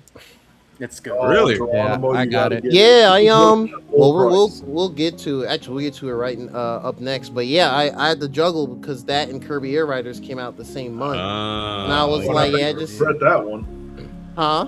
I bet you wish you would have gotten Age of Imprisonment over Kirby Air Rider. No. I tell you what, I got both, and I'm glad I had Age of Calamity. I tell you that much. Greatly enjoyed Kirby Air Riders. So really? Yeah? I still can't get into it. Yeah, I was one of the cult people on GameCube that enjoyed the first one. It's, Oh, again, as I say legend. every time on this show, is a sequel that should not have happened, but it did, and I'm so happy it did. I think Nintendo just said, Sakurai, you need a break from Smash, right? And he said yes. And he's like, here's a blank check. What do you want to do? It's like, I'll do Kirby again. And I think that's what happened. But yeah, no, yeah, that's the only reason why. I play Age of Calamity on Switch 1, and I enjoyed it despite its frame rate issues there too. But yeah, I'll get Age of Imprisonment eventually. I'll let y'all know when I get it for sure. So far we landed on A. Yeah. Okay. Yeah, I agree with A. Yeah, That's for sure. definitely Okay. Kirby Air Riders. That was my. I'm the only one that talks about it and like it. If it was me personally, Yep. Compared to the world, I mean to World and Cross Worlds or Mario Kart. It's hard to compare those because They're it's easy different, to I compare know. Mario I know, Kart to different games. Cross Worlds because they both are pretty much like lap or point A to point B racing. Kirby Air Riders is pretty much like a smorgasbord arcade racing. It is. Yeah, it's like a fighter. It's a bunch of Sakurai is literally he's just a unique person. I don't know how he creates That it. he is. I mean I love Kirby Air Riders, honestly. It's it pretty much was just a lot like it's very similar to the original on GameCube back in the day, but just more and better, and the online's there. And the story mode stuff was really cool. They added huge raid bosses somehow, like that was pretty nuts. I had a video on my second channel and that blew up randomly because people were like, how did you do that? I'm like, personally, I would put it at I think I'll put it at B. And the only reason why I would do that is because I kind of wish I had more Kirby characters from certain other games. Like the roster they got in there is really good. I just wish I had a little more of that. And I think that's really it. I played like 3 to 5 hours of it, and I did the play test when it came out. I liked it. It was fun. I enjoyed playing with friends. The problem is the community is so dead. So there's no like I'm sure can't find people, and I'm like, The cutscenes though are like crazy HD. Like it's awesome looking. Yeah, it's some really good visuals. Yeah, this was always gonna be the fate of it. It's a very niche type game.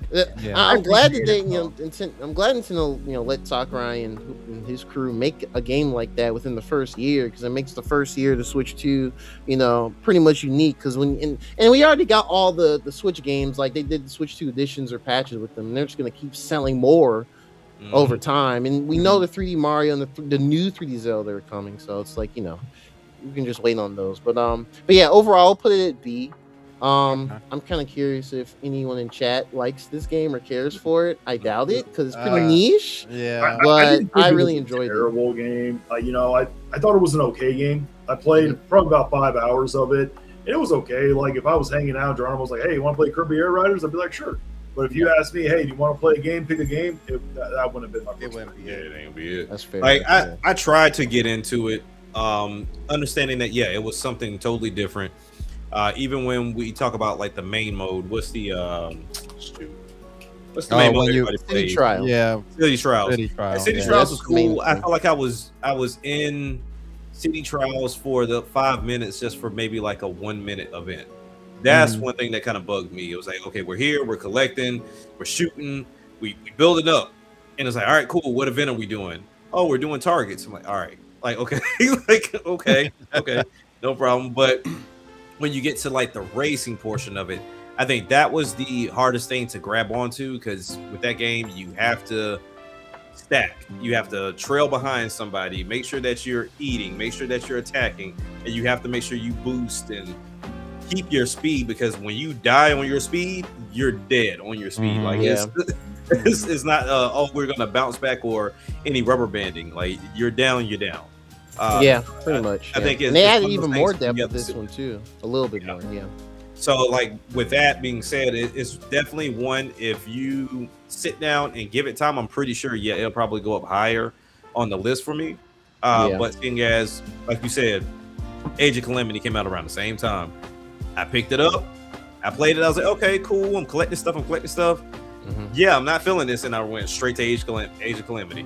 And so I never went back to it and gave it a chance. That game is for sickos like me. And that's really it. I played it for like, I don't know. If you don't like it. I think I played it for maybe a week. And I don't even think it was that long. I may have played it for like a good 4 days and was like, nah. Yeah. Ain't the one. You know, surprisingly, I actually do have it. I got it at Costco for $30. Me too. That's how I got it. I gotta get Costco. Sam's Club is dropping the ball. You hear me? Sam's Club. Costco's always better. Like that. Let's just keep it a buck. Yeah. They had Pokemon, Metroid, and Kirby for $30 each. And I grabbed Metroid I remember that. and That's Kirby. crazy. I'm waiting for the Yoshi and Mario Tennis if they would do it for 30. They already did it with Mario Tennis. Oh, that's they right. did with Mario Tennis. I didn't. Yeah, they first did Wasn't it like 40 40 something, or was it 30? Well, the first time they dropped it down to 40, and then the second time they dropped Okay, it I down to remember 30. 40. I grabbed it when it was 40. Wow. Okay. Man. I got a backlog. That's why I didn't jump on it. No, I don't blame it. Yeah. I couldn't resist when I saw that price. I'm like, yep, I'm gonna get it. Mm-hmm. I don't blame you. That is one of those impulse, like, yep, price is right. Yep. Do we want to talk about Metroid? No. Horror? Anybody here played it? I mean, we talked That's about a Pokemon. You know, the only thing I'll say about it, I think that I don't think the game is as bad as a lot of people say it is. No. Yeah. You know, and if someone is going to get it, I would recommend to try to get it for 60 instead of 70. Yeah, I got it With a little level for. padding. Yeah, I got it for 20. So.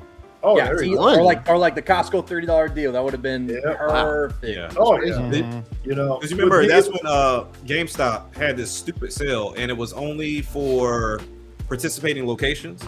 And mine just so happened to have a copy that was 20, and Mario and Luigi Brothership was 15.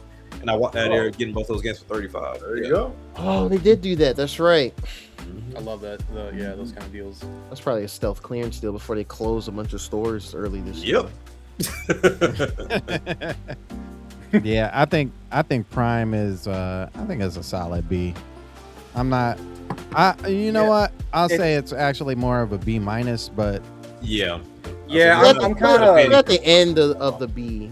My bias aside, I think it's like a C, but I love the visuals. The visuals alone made me really appreciate that game. I know a lot of people didn't like the Federation squad, which I mean, go through the entire Metroid history. The fans are always arguing about Federation Force. But I enjoyed this squad. I don't care. Morales was not annoying to me. I loved all the characters. They didn't annoy me. No, I thought it was cool. They're mostly one note, but they weren't like annoying or anything. No, and they didn't even talk as much as people made them out to be. That's that's just the media. They all are. Their brains are in 2002 with Prime 1. They're like, I want it, except for Dan Reichert at Giant. It's the same thing for like any piece of media, movie or video game coming out. People got to find something they pick on it. The problem with Prime was that the pro fans like Arlo and beat 'em ups and all of them were not even jumping. They were creating the hate wave. So and I knew it would get them views. yeah, get them views. Because everybody was hating on Switch at that time, Switch 2 at that time. So the Nintendo people had to jump on that to get the views and the clicks and the money. And for me, I didn't want to jump ship, so I just stopped doing YouTube because I was like, well, that's a whole separate topic on itself. But like, you know, like for the most part, I actually agree with you, Cisco. I'd probably put it more at a C than a B. But for me, there was only two things that annoyed me about it, and that was all that level padding to try to make the game longer than what it actually was. If they would have implemented a fast travel system, I guarantee you could have beat that game in like 10 hours. Yes, probably. Yes. And then in the second thing, I just wish either they should have had Samus actually talk, or they should have done better dialogue to where the people could have spoke for her that didn't require her to talk. Yeah. Like they do with Link in Breath of the Wild and Tears of the Kingdom. Because there was just so many awkward moments where they would say something, and it would literally require her to say something and she would just walk away. And it's like, yeah, it made her look stupid sometimes. Like I was like, ugh. I think that's why I would place it so low as a C tier. As much as I did like the game, I did not like, in a way, in some parts, I felt like it butchered her character like that. Like she would just not reply, so it made it look kind of dumb to me. And then at the end, I won't give away how the ending was, but I felt like the ending somewhat butchered her character. I know she was kind of pushed into a corner where she had to make decisions, but I was like, this is just not what Samus would do. At least not from reading the manga, from playing the other games. Like, this just felt so out of character. And I don't know, maybe it's just something I'm completely missing with that, but I also was just not a fan of the whole crystal and the bike. Wasn't a fan of bike day one. The moment they revealed it, I was like, there's podcasts from way back then of me saying, I like the bike. It's just the desert is... I wouldn't mind it if they just would, like, to me, the game felt a little unfinished when it came to the open world. It looked like you can tell. Yeah. Like it looked like it was meant to have it flushed out with some side content. If it just would have had side content, then I would have loved it. And dare I say, it's a good point, Vigilante. Yeah. What I said about Donkey Kong. Let's think of the environment levels in this game. Oh yeah. Well, you know why they did it, right? You know why they did that, though, right? They're catering to the people that only might have played Prime 1 and didn't play anything else in the trilogy. I think that's why they did it. I'm tired of lava, grass, ice. I'm tired of that. Prime 2 is the best one. This game though I liked there was that electric tower. I mean, I wasn't crazy about that one. But I thought that was pretty. It was neat, unique, an idea, unique environment, and as well as I thought it was kind of cool when you were in the mines. I thought that was a cool level. Yeah, that was sick. I actually loved all the levels. I absolutely. They're just small. Visually, that's all it was. Story, I love the story. I like the story too. I think it was good setup and everything. I want more backstory on Silex. I thought it was kind of confusing. With Salix's character, I don't know. There was just a lot. I feel like they still needed to add. Like, I think the game was just unfinished. I think they needed to do more. But like they've said in interviews, they were going the open world route. Kind of got stuck when they realized that wasn't the right way to go.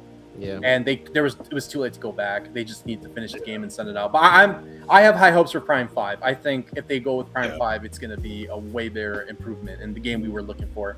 Yeah, it's because I would imagine it's 100% Retro's idea at this point, and they're not taking anything from Bandai. So, and they've already done all the hiring. So, I mean, I'm pretty sure they're still hiring now. It's not as heavily as like several years ago, but yeah. So they got a team now. So, Pudge64 said a C. So are we moving it down to a C? Let's do a round call. Okay, so Action Jack, what do you choose? I will say a C. C. Trey. Vito. C. Oh. C. Vito. Geronimo. Yeah, I would say C. It'd be like a high C. It's got flaws, but it was enjoyable. Vigilante. Yeah, I say C also. C. Ooh, I'm also a C. What about you, Sandstrom? Man, dang. I don't want to be back in the corner. In that corner. What else do you say? You're not being peer pressured. I mean, if you say B, I wouldn't really be mad. At it, but not like. Yeah. No, I think it's a B minus, but I think it's closer to the C plus than it is a B minus. So. I would say C plus. I agree. I mean, my bias will put it pretty high up there. Like, I really enjoyed that game, but I just, the flaws are just loud in that one. Yeah, it's very apparent, especially if you as it was for ZA. The other three, yeah. Okay. This next one I did not play. Mario Tennis Fever. That's my game right there. Everything I see, it looks amazing, but I don't know. I'm not super into the Mario sports spin-offs much anymore. I'm putting it on. Yeah. Not like hype, like, oh man, yes, tennis again, but you know.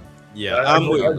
I'm weird. You know, I'm on a B, and the only reason why I give it a B, even though I just said like this is my game, it's a fun game. The Fever Rackets, and they just added some more, which I need to go back and try them out. Well, yeah, the Galaxy stuff.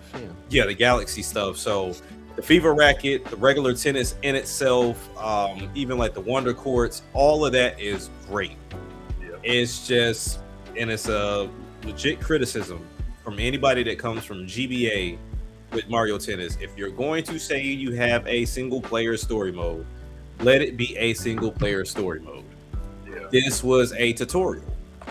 Like, that's all it was. That you gaining all the levels and increasing your level, it did nothing. Like, there was no point. It's not like I had my me created and I went through this whole story, unlocked what I unlocked, and then went into the main game and could use my me that's powered up. No. Like, it was pointless. I don't know why they did it, but that knocked it down for me, because this could have easily been an A tier game. But yeah, they killed it with the B, because the online is phenomenal. The game, as soon as you press the icon, the game starts up. Like, the game starts up stupid fast. Oh, wow. And like I said, the online is great. Like, you genuinely have to use strategy for this game. So if I know for a fact, if I'm going up against like a Rosalina or a Boo, and I know that they're trying to double down on using the curve racket as well, where they already have these stupid curves, like, it's gonna be a long day. Like a super long day. I'm a Boo guy. The first instance that I ran into with a strategy or a bad strategy, I was running heavy with Diddy Kong, and somebody popped up with Bowser, and boy, when I tell you, Bowser's power hit knocks you back, Diddy he's too small. He just too small. You're just too little. I was too little, and then later I unlock a racket that could counter that. But once again, it comes down to, you don't know who you're playing against per se when you're online. So it's all about matchups, and then also your racket plays a role in it too. So you really have to play your cards the right way, and that's why I have it at a B. That single player killed it. It destroyed it. Yeah, I actually agree with Action Jack on that one. Like, after you do the tutorial part where it's like the tournament, and then it goes off to where you're trying. I don't want to spoil the story for anybody, but then after that, story. Spoil away. You do have like a 2-hour section of what after the tournament. If they would have just flushed that out, made it longer, then the game. I think the game could have been worth that $70 price tag. It would have been a phenomenal game. It's just that the single player, it was a glorified tutorial with a half-baked single player, like right after that tutorial part. Yep. Okay. Yeah, I haven't played it, so I have to live. Yeah, me either. Yeah, I mean, every time I see it, I'm like, man, that looks really, really good. Like visually, like game. I'm hearing it's one of the best sports game in pretty much the past decade, so that's good to hear. Because they did the Switch ones. Like the Switch ones, they kind of just send them out there and they put here you way go. more content in day one. Like, it's not like, and it's not just like, oh, the rest is coming over, or the rest is getting added to the game in like 3 months or whatever. I mean, I'm glad they changed that. Now I don't have to hear that whining from the fan base anymore. I still hear that, but I mean, well, you know what I mean. It's that's old now, so they're not talking about it as much now. Yeah, because I mean, the GBA one gets held up a little too high. Because I tell anybody, I implore anyone. Oh, you're talking about the old school, like RPG. Oh yeah, it's over. Like that Camelot gone, man. Even if it was still there, I tell people, go back and play that game. It's not what you think it is. Like, it's the GBA and Game Boy Color one, man. It was golf too. I mean, I didn't play those, okay. Wait a minute, hold on. Don't talk about my Game Boy Color golf. Sir, go back and play that game. I'm not saying go back bad. And play It's hard. I'm just saying, it's hard, but current Camelot is not gonna be like, we already have the examples on Switch 1. So it's not gonna happen anymore, unfortunately. So I think that was just an outlier. Do Golden Sun again. That's what they should. Yeah, well, can Camelot do Golden Sun? No. I don't want this Camelot to do that. I want my. Oh, you're right. It's a different Camelot now. That was like 20 years ago. Yeah, I don't want them to do this. Remember, you're right. When they did Tennis Aces, and they showed off like it was like you're going this linear board, and everyone was like, "Oh my God, is it a Mario RPG again?" And then the game came out, and it was like, "Well, not exactly." Mario. We all learned a valuable lesson that. Dang it. I would say if anybody does bring it back, because that's been the subject of conversation today for some reason. Is it coming out on NSO? Mario Tennis? Oh, no, Golden Sun. Is it not on? It's already on there. No, yeah, I finished the first game, then the second game night to start. They dropped them both, right? Yeah, but best It must be believe. the anniversary then. Yeah, they were like not 20-year scared to anniversary. put that on there. That was definitely on there. Okay. They dropped. So Yeah, it'll they be put just a them on. 20-year anniversary then, which is They need pretty to add cool. more Game Boy Advance games though. They snoozed on that. There's still so many Yeah. to add. Yeah, agreed. Yeah, they do. Yeah, third party as well. Yeah. All right, so Mario Tennis is B. B, Is that where yeah. we're landing? I agree. Okay. Yeah. Good to know. Good to know. That feels If I right. see it on sale and stuff, I'll definitely pick that up. Yeah. Yeah, it's definitely worth picking up. Next time I see it on sale, I'll probably scoop it. Well, I would say 50. If you can get it for 50 or less, it's definitely worth it at that price. Okay, cool. Okay. I mean, in general, I try because I'm a big, you guys know I'm a big Nintendo guy, so I try to get all the first parties. I'll skip some if I can. I'll do cleanup if I miss some and get them on sales. I was gonna ask earlier, is Welcome Tour worth getting, or should I just? I'm skipping Welcome Tour and Drag Drive. Do you have did you take advantage of the $10 camera? No. Oh yeah. Do you have the Pro Controller? Not the Switch 2 version, no. Okay, then no. Don't. No, no loss there. I mean, I'm not gonna. Yeah. I try to collect as many first parties because I do like having the whole like Nintendo history museum thing going on in my collection, but I'm not gonna hold my wallet to it if I don't want it at this point. Yeah. The games are coming out, I can't keep up. I'm just gonna accept it. And you'll easily put that in that category that you put DK in, which was, hey, why am I still going?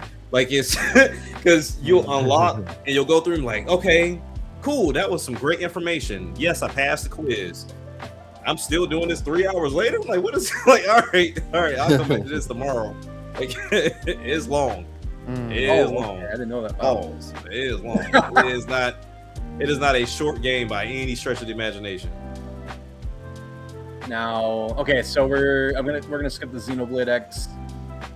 Do we have to? Oh, I mean, if you guys want to talk about it, I mean, I think we should, but that it looked beautiful when we ran it. Remember on stream we did that? Yeah.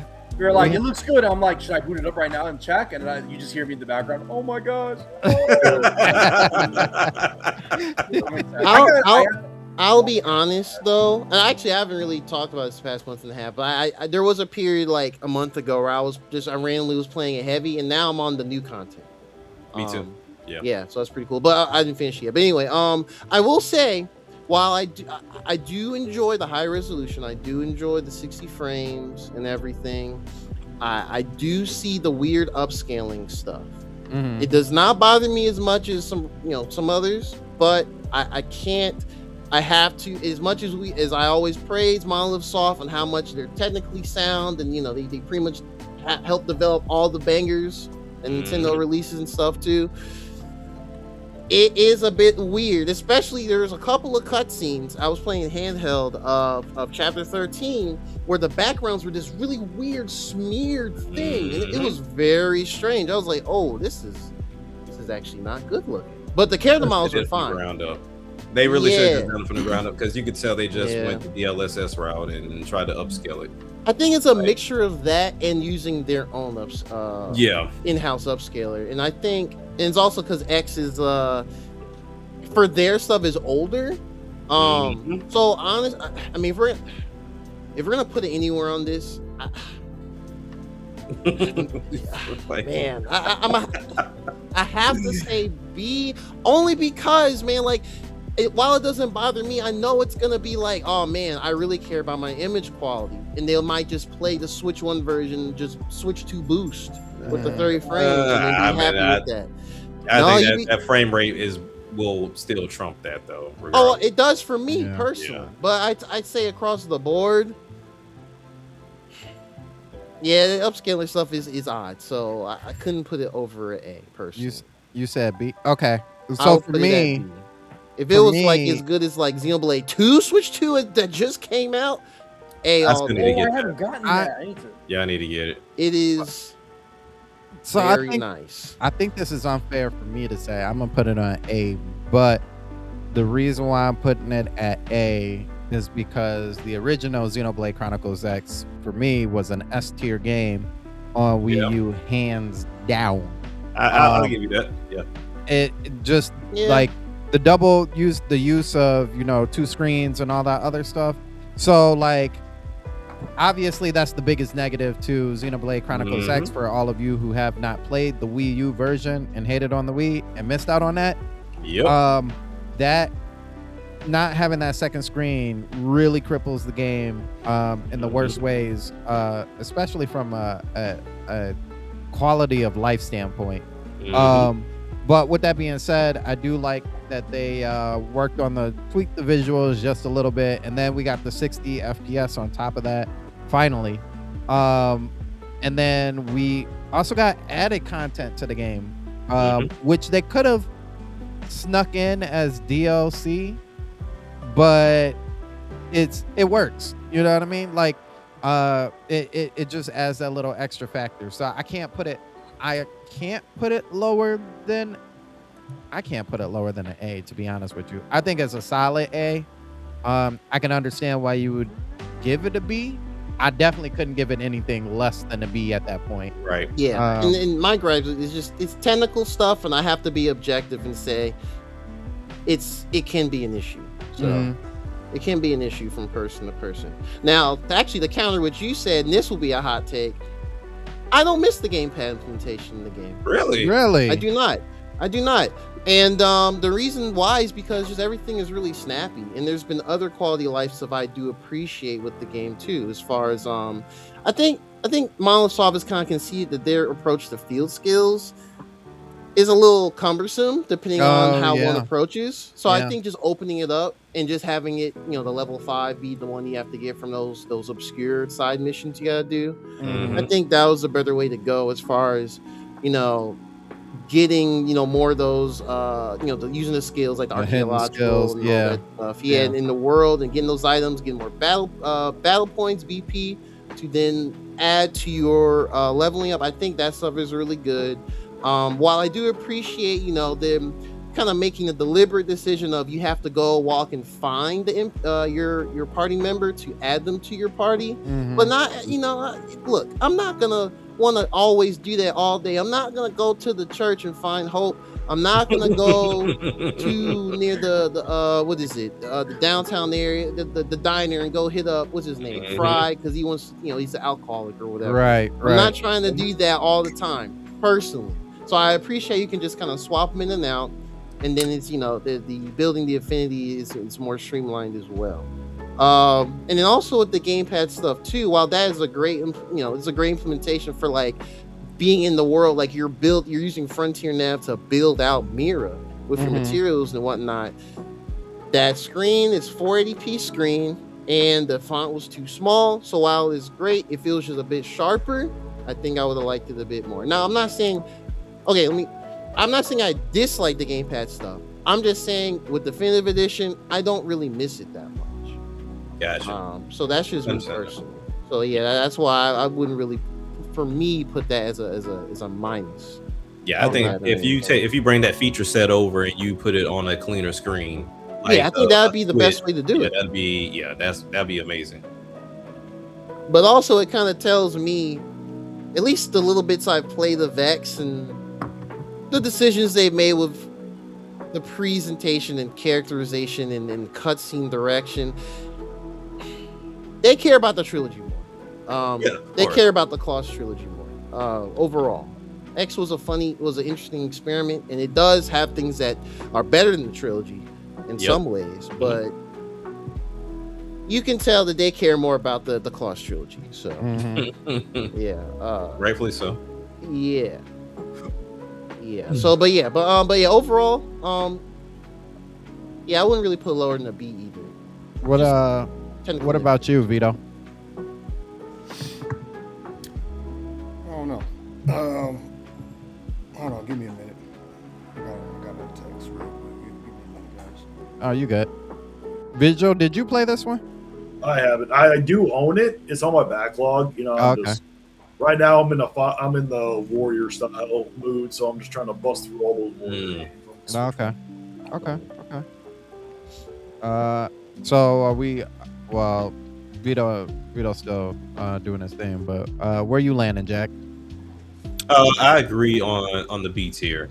Okay. Solely because it's a game I've been through before on the Wii U. While I love the upscale and everything, I feel like that should have came out the gate, like because I got heavy into the game, playing into it, and I don't know about anybody else. When I get into an RPG or into a game that's heavy with a lot of story, I like to stay in it. So what killed it for me was those freaking rumors. Like, oh, they data mine and 60 is coming. I'm like, oh, okay, all right, well, let's put it down then. Let's. That's what I do. I played it for like a couple weeks after that, but then I got to a point where I was like, yeah, I know this main story, and I'm gonna focus on the side content, which I'm glad I did. There's some crazy side quests I did not touch in the Wii version. Man, that water purification plant, Lord. But anyway, but yeah, I did put it down after a couple weeks too, and I was like, man, that's crazy. I think we all did unanimously. We were like, we'll just wait. We discussed this on a previous episode. We were all like, oh, we're just gonna wait for the HD version to come out. Yeah. Biggest mistake, because honestly, when I got back into it, I was like, man, this is beautiful. It's running great. I'm playing something else. Yeah, Johnny ran through it, right? Where am I? What do I do? Yeah, where am I? What am I doing? What's going on? Yeah. It's tough, man. I think B is fair. But yeah, B is fair, I feel. Yeah. Vito, you back? Yeah, I'm back. Okay.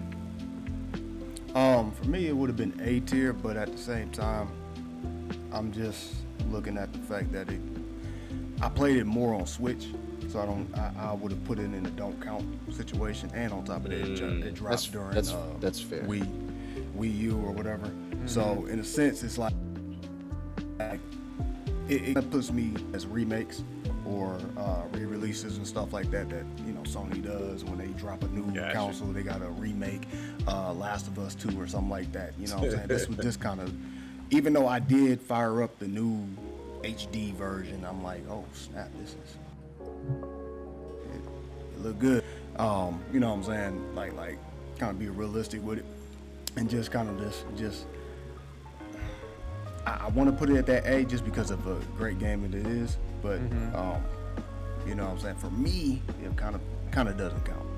Just in my opinion. Okay. Or it's like Switch to games to play or something like that. Because I honestly I turned it on, looked at everything. I walked around. I went to my little spots that I was like, oh yeah, that'll look good up in this. You know what I'm saying? Yep. And then I was like, all right, back to you know what I'm saying? Asia for print. Yeah, I was like, she's cute, but yeah, Calamity. I moved on. Yep, that's facts. So I mean, but no, it's definitely dope. It's definitely, I you know what's crazy? Actually, I didn't go back into that until let me see. The only game that I'm actually still playing that I'll go back into that's our least, and that's because I never played it on the Wii U or the Switch or whatever. So playing it Lucky you, man. On the Switch too. I know, right? Like I'm like, wow, this looks amazing. Because I actually fired Tears of Kingdom on the Switch too, and I was like, oh snap, this look nice little coat of paint. Like, what's going on? It really does look crazy. Them Skylands look crisp. Yeah. Oh man, them shadows are nice. Man, all the textures are clean. Man. So the games, these I guess re-releases, they all look good, but I will put it in the don't count just for me. I know rescaling it.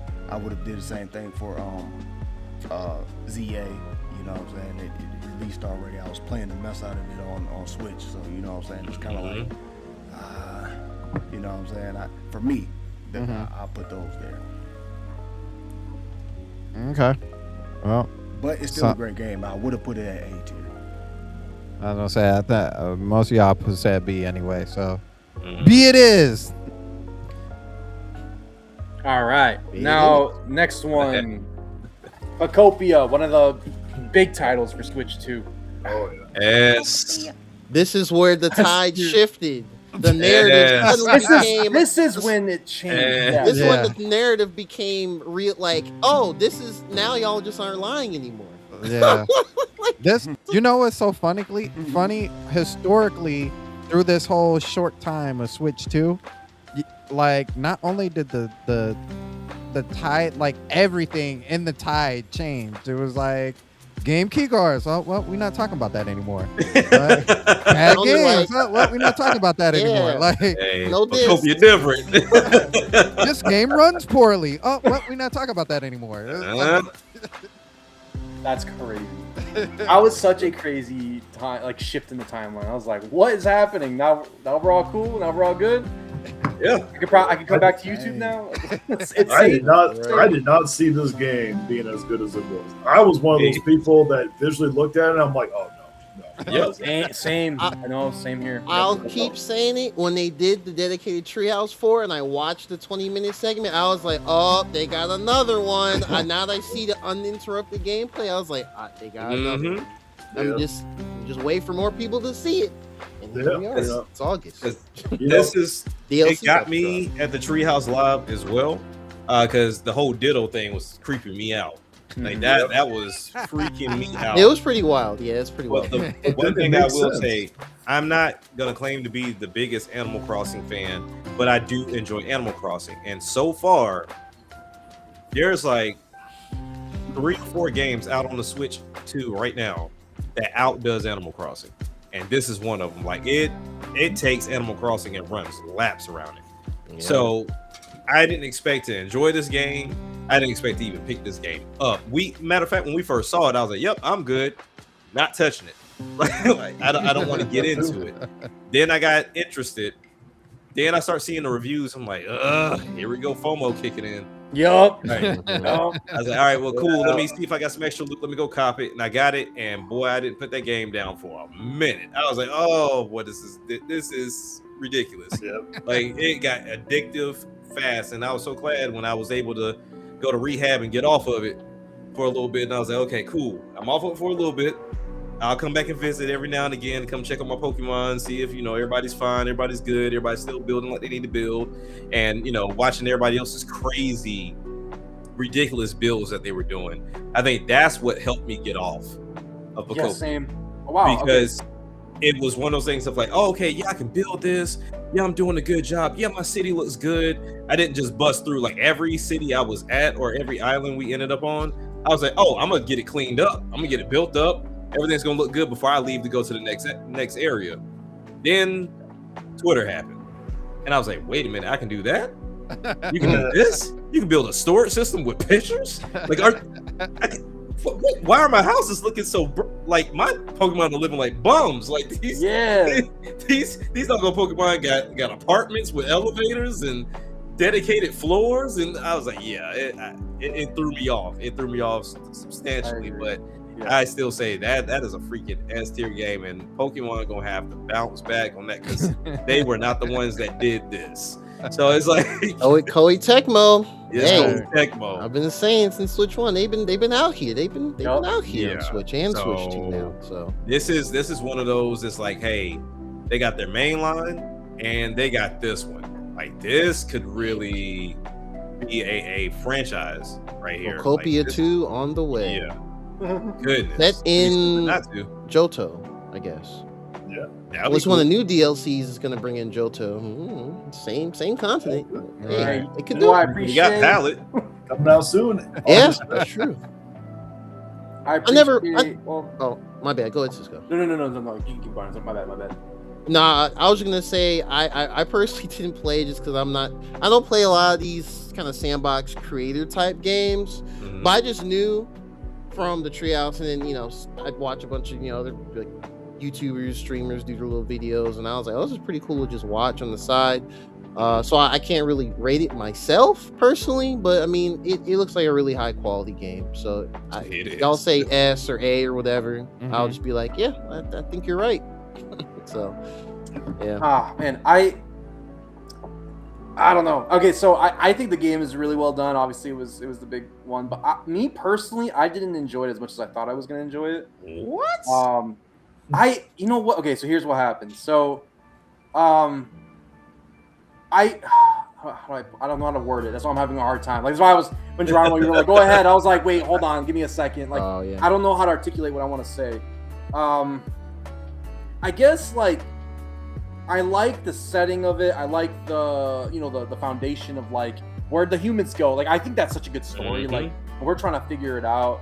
And you get more little pieces as it goes on. I think that was really cool. Like, the game itself is really good. Like, I will not argue against us putting it in A or S tier.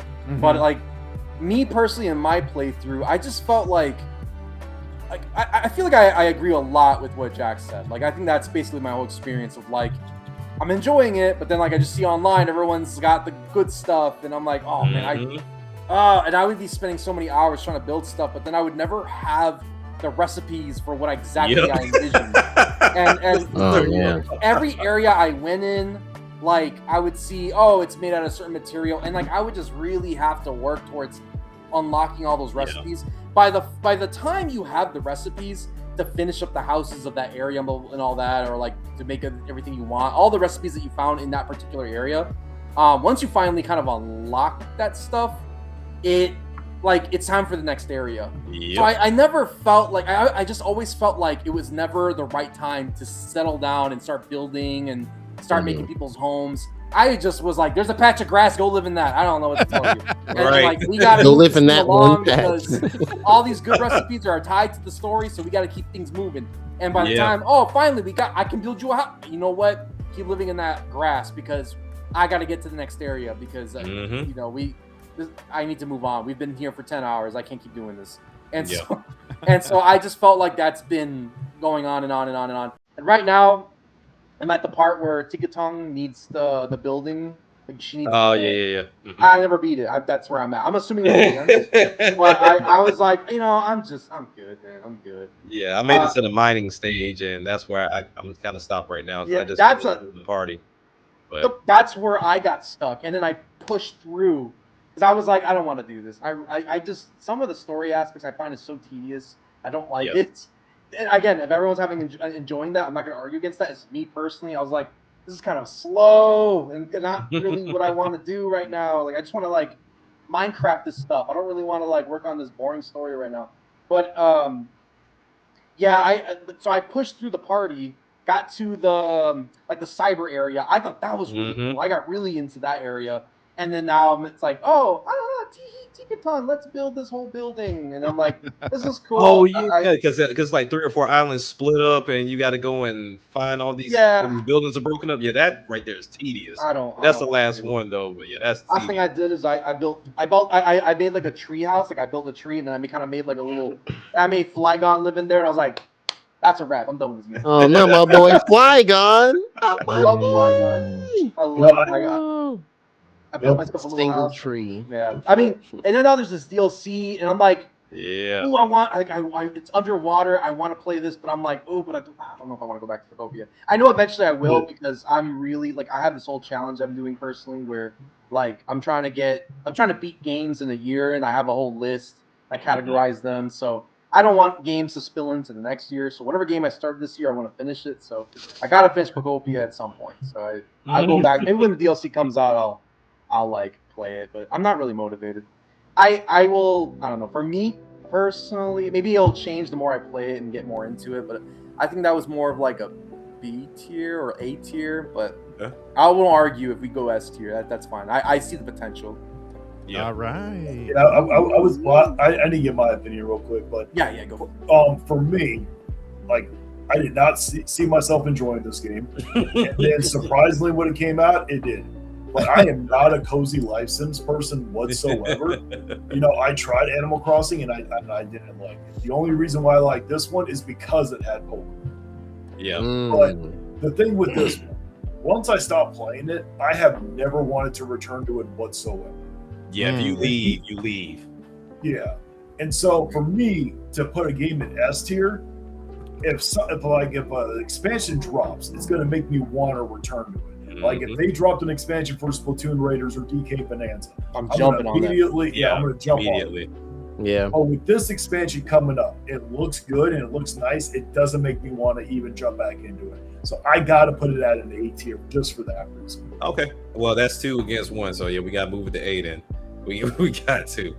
Because I agree, like it's a solid game, but when you walk away from it, you walk away from it. So not because it's bad, it's just you're about to consume a lot of your freaking time into this game, and it's not of like, oh, I played this and where did the time fly? You know where the time went. It's because you feel every hour you're playing this game, because it requires a lot of work to do your build or to finish something within the story, or to make somebody to feel some type of way within their habitat. It takes work. That game sucks when you're like having a job. Yeah, you get you can't sacrifice too many priorities and important things. Yeah, time sinking. You get nowhere in that game. 2 hours is nothing. You create a little hut in 2 hours.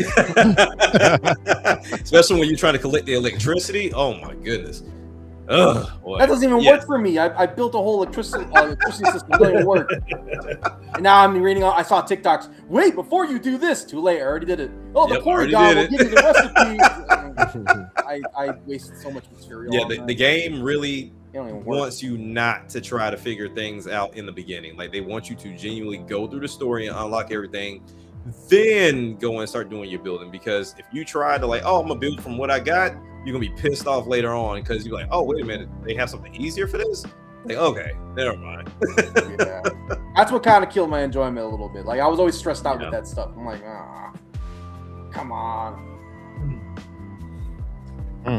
Interesting. But yeah. Did we place it? 8? Okay. Yeah. All right, this one, I didn't play this one. Yoshi, we kind of talked about this one a little bit. Only did the demo. Amazing game. I would put that at an A tier. Just because no matter how much I loved it, and I want it because I love Yoshi and I want to give it that S tier, I understand when it comes to it being like a cozy adventure type of thing. Again, if they dropped a DLC for it, I probably would not return to it. Gotcha. And that's the only thing. That's but fine. Amazing game. I love that game so much. Ooh, I gotta give it a shot. I played the demo a little bit, but I was exhausted when I played it, so it's kind of one of those. You got to get through. You got to get past the first 2 chapters. Once you get past chapter 2, the game, because when I was live streaming it and I'm playing the first 2 chapters, my chat's telling me like, "Oh, you're gonna love this game," and I'm like, "I don't know, this game it's okay," but they're like, "No, just push through it." Okay. Through chapter 2, and then it finally clicked. Once I'm glad you said that. Okay, because that's my exact reaction was my N10 guys were like, "Oh, you gotta play, it's good." And I was like, "Oh, I'll play the demo. Like, as soon as you guys go to the airport and get out of Chicago, I'm gonna play this." And I was struggling in that first level. It's like falling asleep. Like, oh, I don't know if this is right. But okay, if you're saying it gets better, then I'm it gets better. But the one thing I think that holds this game back is it really should have. I don't think Yoshi should have been voice acted, but I think the encyclopedia at the very least should have had like a narrator voice acting to it, just be a narrator. Okay. I forgot. Did he just go like, or? Yeah, pretty much. Yeah. Oh, they got him doing it. Okay. The Yoshi.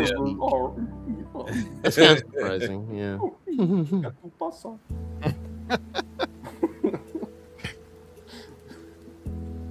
Yes, I guess we can leave it at A because I think Vigilante's the only one that's played the actual. Yeah, I haven't played. I'll take. I love the art style for it.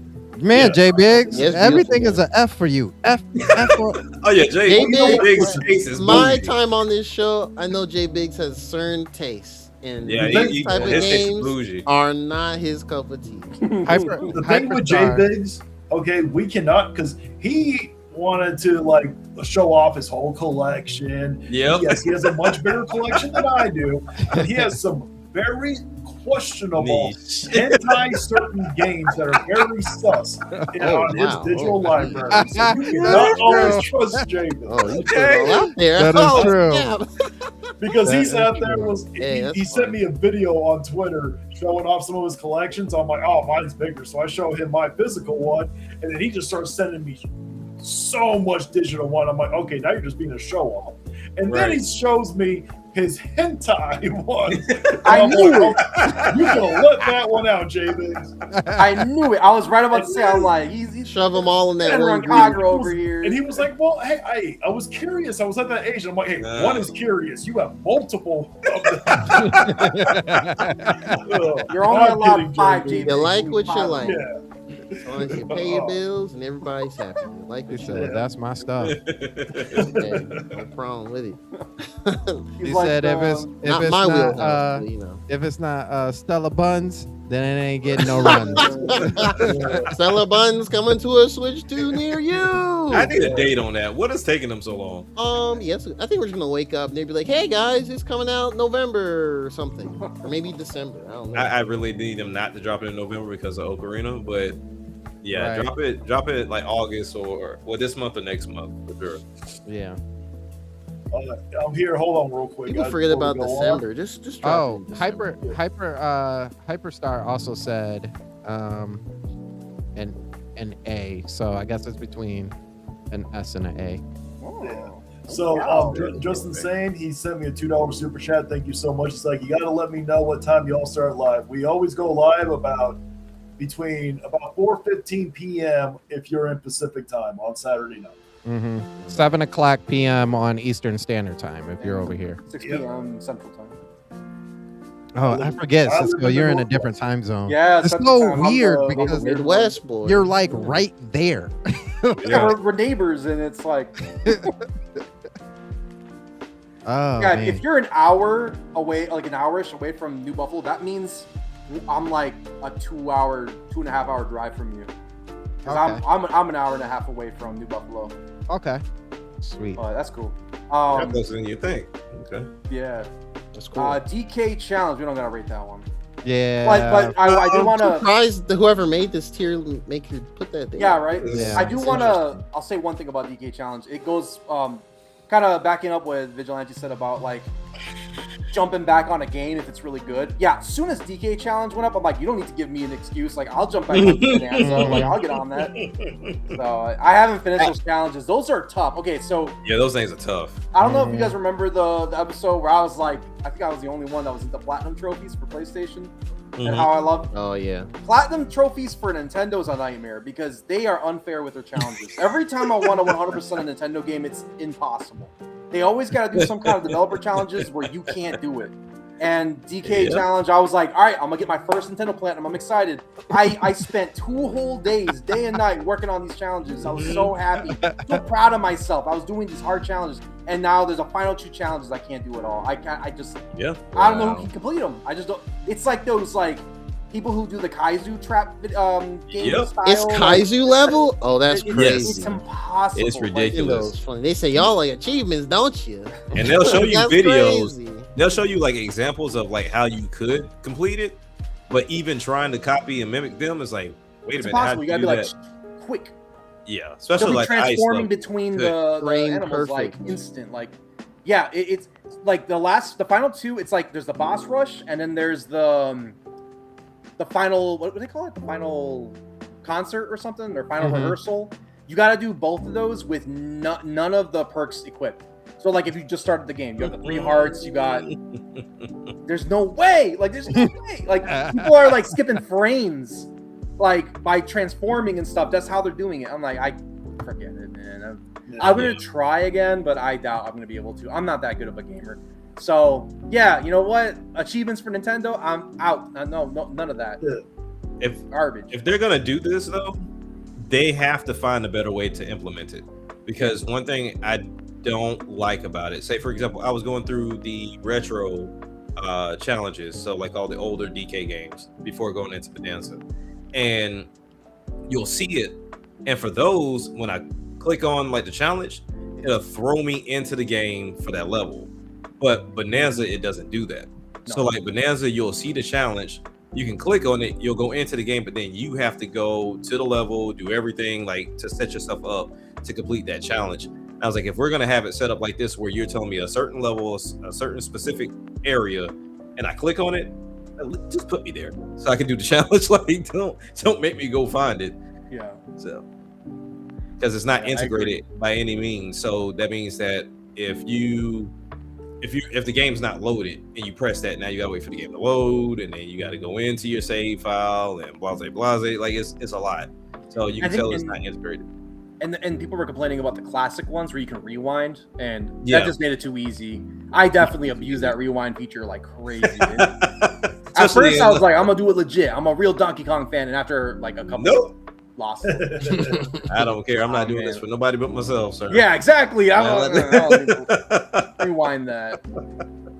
But all right. So then we're going on to. Are we gonna do the Xenoblade, or we could just throw that up with? Yeah, I guess. Yeah, those can be don't count.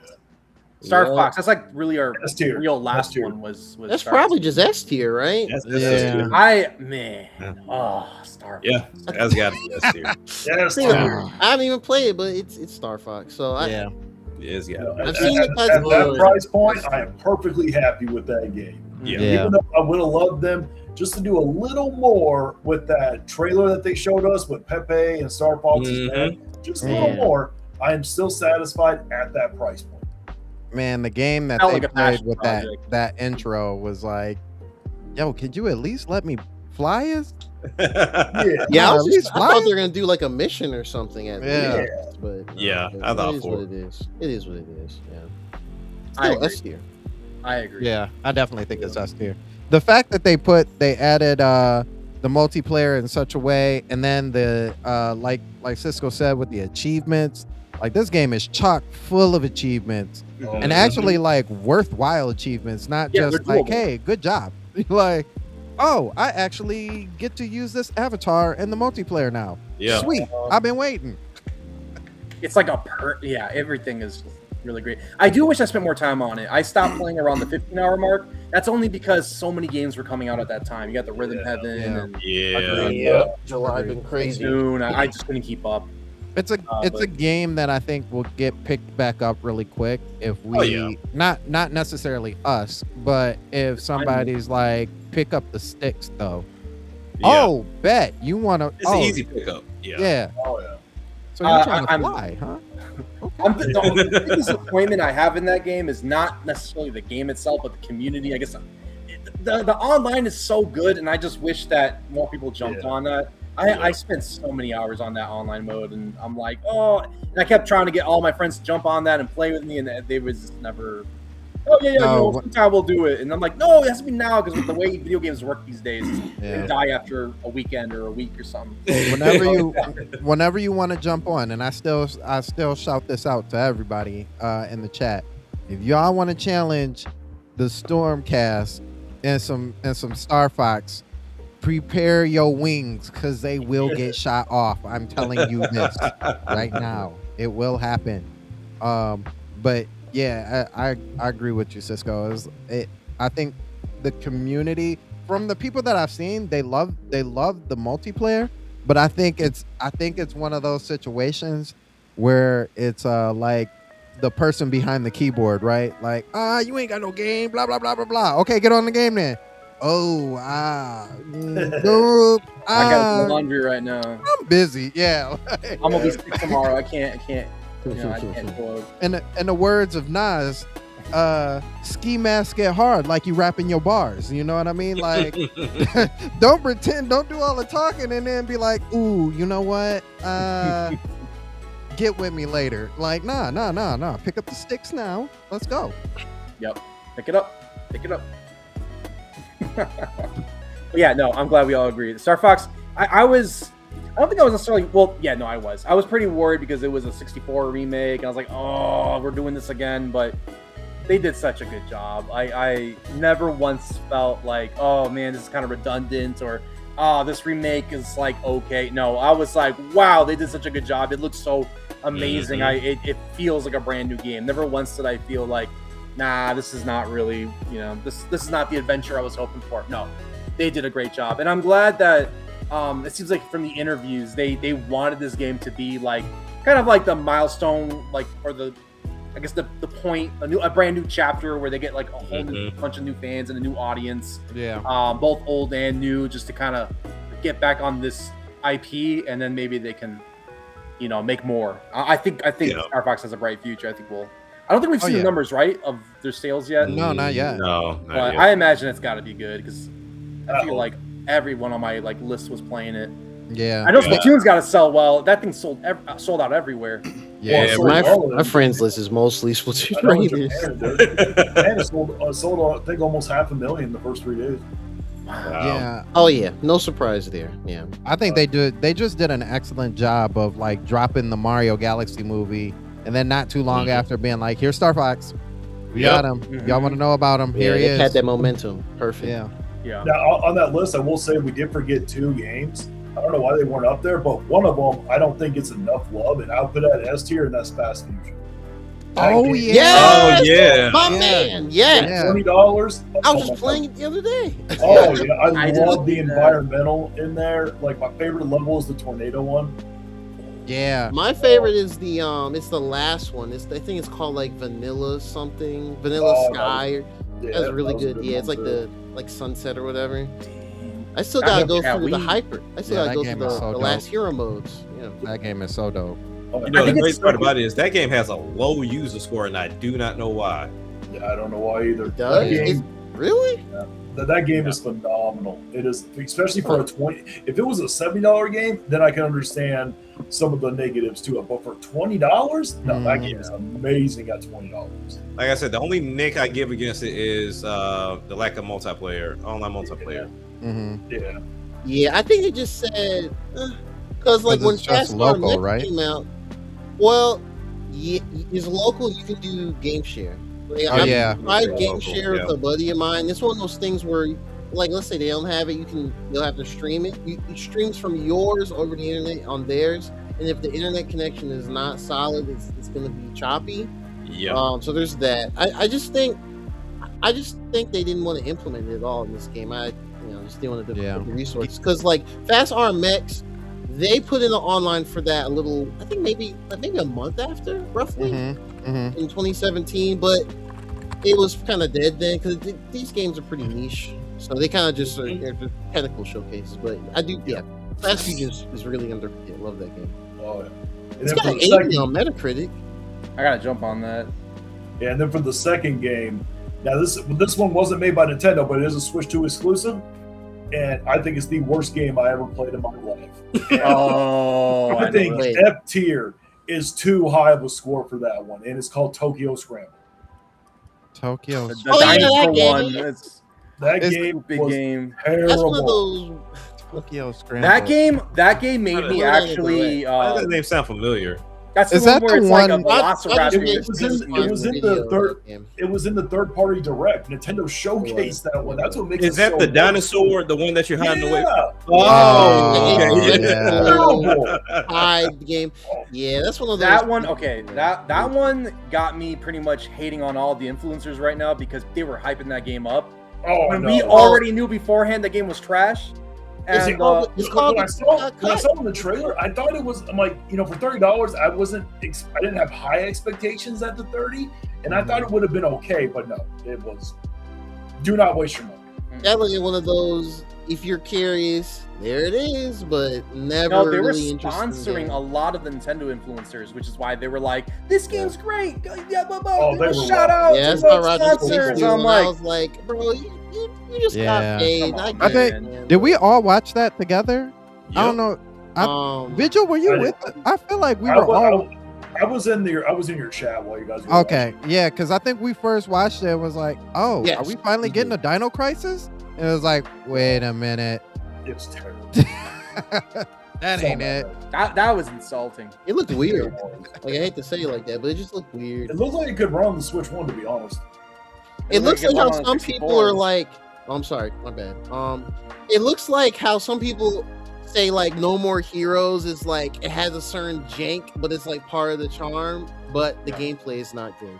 That's kind of what it looks like. No, I love charm. The only positive I could say was it didn't crash, which I don't even know if that's a positive or not. The Switch 2 hardware brute forced it, I guess. Yeah. I don't know. Oh man. Okay. Well, now that we've gotten away with our list. And I clicked out of it. Sorry, I should have went back over and seen all of what the end. I think the S tiers were Donkey Kong, Splatoon, and Pocopia, right? And then there's another one. I think Pocopia might be an A. We put it in A. That's an A. Yeah, Pocopia was an A. Hold on, because I have the stream. I could just. It was Splatoon Raiders, DK Bonanza, Star Fox. I got it. It's right here. Okay, so S tier, we've got Splatoon Raiders, Donkey Kong Bonanza, Star Fox. That's and also Fast Fusion. Oh, Can't forget and Fast Fusion. Yeah. If I could take a square, Yeah, and if put it you up there. could, if you I put Fast Fusion in B. Solid B. B. Yeah, I'll put in B. Okay, that's fair. I'm saying that Yeah, too. like Pokemon Pocopia, an A tier. Hyrule Warriors, Age of Calamity, A tier. Yoshi, A tier. The B tier list is probably the longest list out of them all, and that is Xenoblade Chronicles X Definitive Edition, Mario Kart World, Nintendo GameCube NSO for now, and Mario Kart Tennis. We have a singular game in the C tier, which is Metroid Prime 4. And then we have 3 in the D tier, which is Kirby Air Riders, Pokemon ZA, and Welcome Tour. And 1 game in the F tier, Drag X Drive. And Tokyo Scramble. Oh yeah, and Tokyo Scramble. I will never let people forget that. If there was a score lower than F, would you put it in that? Oh, F is too high of a score for that. Z tier. Okay. Well, with that being said, let's get on to our final topic of the day. Geronimo has the topic of the day, the second topic of the day. Geronimo. Yes. Yeah, so what games we want to come to the Switch 2? And I mean, this honestly, we can have a little fun here. It can be anything. It could be other console exclusives. It could be old, like abandonware games. It could be just a game that's on Steam. I would say for the sake of time, let's just keep it to 3 per person on the Okay. game. Okay, that's good. Yeah, I think just for sake of time, and then everyone chat, drop your picks as well. You can just drop whatever. It could be more than 3. It doesn't matter. But yeah, for me personally, I was kind of going through my Steam wish list here. The games I would like to come to Switch 2, I think one that's kind of high on my list. Star Wars Galactic Racer, man. Ooh, I would really like for that one to I don't know if it's gonna, Gamescom they'll surprise us or something, but if that gets like a release, then I'll probably get it there for sure. Another one is Luminous Arise, which is like that puzzle game. Can I take a second to say shout outs to Geronimo for showing Luminous some love. My boy. yeah. I mean, I didn't have a PSP growing up, so I kind of missed it, unfortunately. So when they did the remastered version on Switch, and I talked to a friend of mine, he was like, "Oh man, I love this game." And I went to his place once, and he just going through like a bunch of levels, and I was like, "Yo, let me go ahead and just buy this on my Switch one real quick." And I think I've only made it to like the 6th or 7th. I think that's what they call it. Mm-hmm. But yeah, I love it. The music is awesome. Yeah, it's great. Luminous Arise. I'm only holding out because Luminous remasters on Switch. Mm-hmm. They did Tetris that Team Enhance or whatever. They did Tetris Effect, which is a really cool take on Tetris. And then they did the Switch version. Well, I'm being patient. #PatientGamer. And I'm waiting for it because I feel like one day it's gonna pop up and it's gonna be announced for Switch 2. So I would really like that. And the third one, you know what? I was gonna put one other thing, but I'm gonna change my mind now, just for the sake of recency. I would like to see that new Halo Combat Evolved on the Switch 2. Just because I don't talk about much, but I am a Halo fan. I'm not as like super negative like I guess a lot of people are in Halo, but yeah. I'm not gonna go into that, but I would like. I'm not super hyped to play that right now. That's one of those wait for a sale. Yeah. But they were to announce tomorrow. Oh yeah, we're also gonna drop a version on Switch 2. Oh yeah, I'm getting that like day one, immediately. Physical, digital, what have you. I'm gonna get it. And I know it doesn't have multiplayer. That kind of sucks, but visually it looks really nice, and it's already the Halo 1 campaign. It's already a great campaign, and it does have co-op. So if Microsoft was cool. They could do like a game share with that, for like co-op as well. Have it built in there. That'd be great too. So those are my 3. Okay. And we'll just go down the line. Sandstorm, what are your 3? I was just rushing through real quick because I was like, man, there's like a bunch of that are on this list. If I was talking recency, there's a bunch on this list that I'm like, man, I definitely would love for this to come to the Switch too. So one of those games, well, honorable mention first. Honorable mention to Beast of Reincarnation. All I'm just saying is come back, Game Freak. Come back. Yeah, I was eyeing that. I was gonna put that on my list, but I was like, I feel like someone else is going to. So. Yeah, you know, so small shout outs to them. With that being said, the Blood of Dawnwalker, because I talk about that all the time. Definitely want that game on there. It does look good. Yeah, I don't think there's too many games. Well, there's not too many games like that anyway.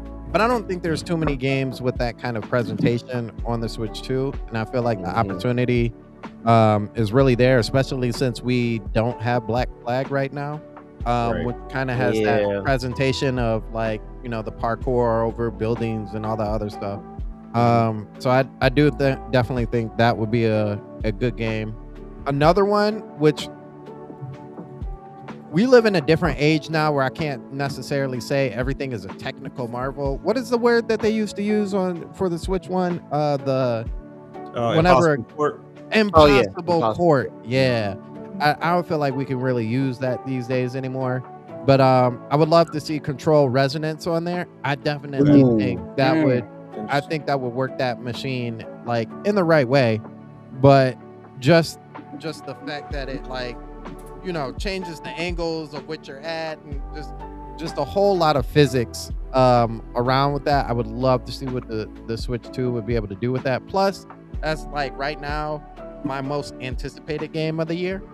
And then one I'll kind of do as a goodie because I'm like 99.9% sure that at some point in time in Switch's lifetime, because Namco Bandai does this all the time, is going to show up. As well. Second shout outs, but Xenoverse 3, I think that's going to show up as well. But but my other one is Ace Combat 8. I think Ace Combat belongs on the Switch too, and I feel like that game is going to come out and Bandai Namco is going to say something like real stupid. You know what I mean? Like, the game's gonna hit the Switch 2 in like 2032, dog. Like, yeah, you know what I mean? Like, they're gonna be like, oh well, we didn't know anything about the Switch 2 at the time, and it's like, Bandai, you worked on Smash. Y'all were right next to them. What do you mean you didn't know nothing about it? And then they'll be like, well, we just started getting the game running, and it looks like we might have to do a lot of drawbacks with this one, and then it'll just pop up in 2032 and then be like, hey, we did it. Anybody care? Anybody? They did with Ace Combat 7. Just one day woke up, it was like, oh yeah, we got this coming to Switch, and it's like, all right, but we want to Switch 2 now. Like, yeah, that's a good pick though. That's a good pick. But those are mine. Cisco, what about yours? Okay, so when we were doing this topic, I was thinking like any game, even games that weren't made. Like I was gonna say like ARMS 2. So I was gonna go that route of like games that weren't made. You know, like games I would like on Switch 2 that like haven't been announced. But like this works too. So I'll have like a mix. So like ARMS 2 is one like I'm really itching for the ARMS 2. Really itching for like if they do another Pikmin, I'll be really excited about that too. But one I want to talk about, what I would love to have on Nintendo, a game that I've always wanted on Nintendo since it came out on its own platform, and it was an exclusive, and that's Gears of War. I want, if they could do like a Gears of War trilogy or whatever, put the Gears of War games on Nintendo Switch, I would be so happy. I'd play through all of them, do some co-op with some friends. Like, I think that would be the game to do, and I feel like that works because like it has the co-op. Yeah. So I'm like, it'd be kind of cool to do the tabletop mode. Someone can have the Joy-Con, and you could just do the. Well, shoot, even game sharing would be like, that'd be perfect. Honestly, that new one coming out, that would be. I mean, E-Day. E-Day. There was like some, I don't know. There was like some video talking about the multiplayer in that. They're actually like updating the movement. Like, you can actually like sprint proper and jump and climb up stuff now and slide. I'm like, what? we're advancing Gears of War combat. Let's get it. No, like after all this time. Yeah, that would be Gears of War. Gears of War. If they could do a trilogy, all of them, whatever. Give me a Gears of War game on the Switch, too, and I'll be so happy with that. Another one that I think would be really cool if they can put it on Switch too would be Marvel Rivals. I love playing that on my PlayStation, but sometimes I don't want to be on a couch or on my bed or something playing the PlayStation. I want to be like walking around and playing that. And I feel like isn't it locked in at 60 frames? So couldn't that work? Or I don't know what frames Marvel Rivals is locked at, but on the consoles, like PS5, Xbox Series, is 60. Well, I haven't seen how it runs on Xbox, but I assume it's 60. I think it's 60. On PS4, this is where it gets a little weird. Base PS4, I think it's only 30 frames, and it looks kind of rough. I'm not even gonna lie. Is it on? I didn't know it was on PS4.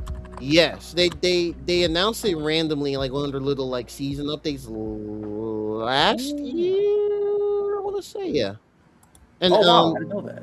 Yeah, just look up Marvel Rivals PS4 gameplay. Yeah, and you'll be like, oh god. But PS4 Pro, I think it runs at like an unlock 60. Mm-hmm. So they definitely backport it. But actually, funny you say it, Cisco, they are working on a Switch 2 version. Oh, they are? Okay. Yeah. Yes. Only just stuff we have from it. There's 2 IG interviews where they offhand are like, yeah, we're still working on it. We'll let you know we're ready. And it's like, okay. Okay, cool. Yeah, no, I want that too. Yeah. Yeah, I play it mainly on my PlayStation, but there are times where I'm like, oh, can I get this on the Switch 2 or something? I will probably play a bit more on Switch 2, yeah. Yeah, if it was cross-compatible and everything too, that would be it. If it's not cross-compatible, then there's nothing, then I'm not going to play it. Because I have all my stuff just on do quick play, and that's it. Yeah. But no, that'd be cool. Yeah, that one, and I mean, ARMS too. I mean, just elaborate on ARMS. ARMS is a game that that I think that came out the first year. Yeah, that was one of the first ones to release on Switch.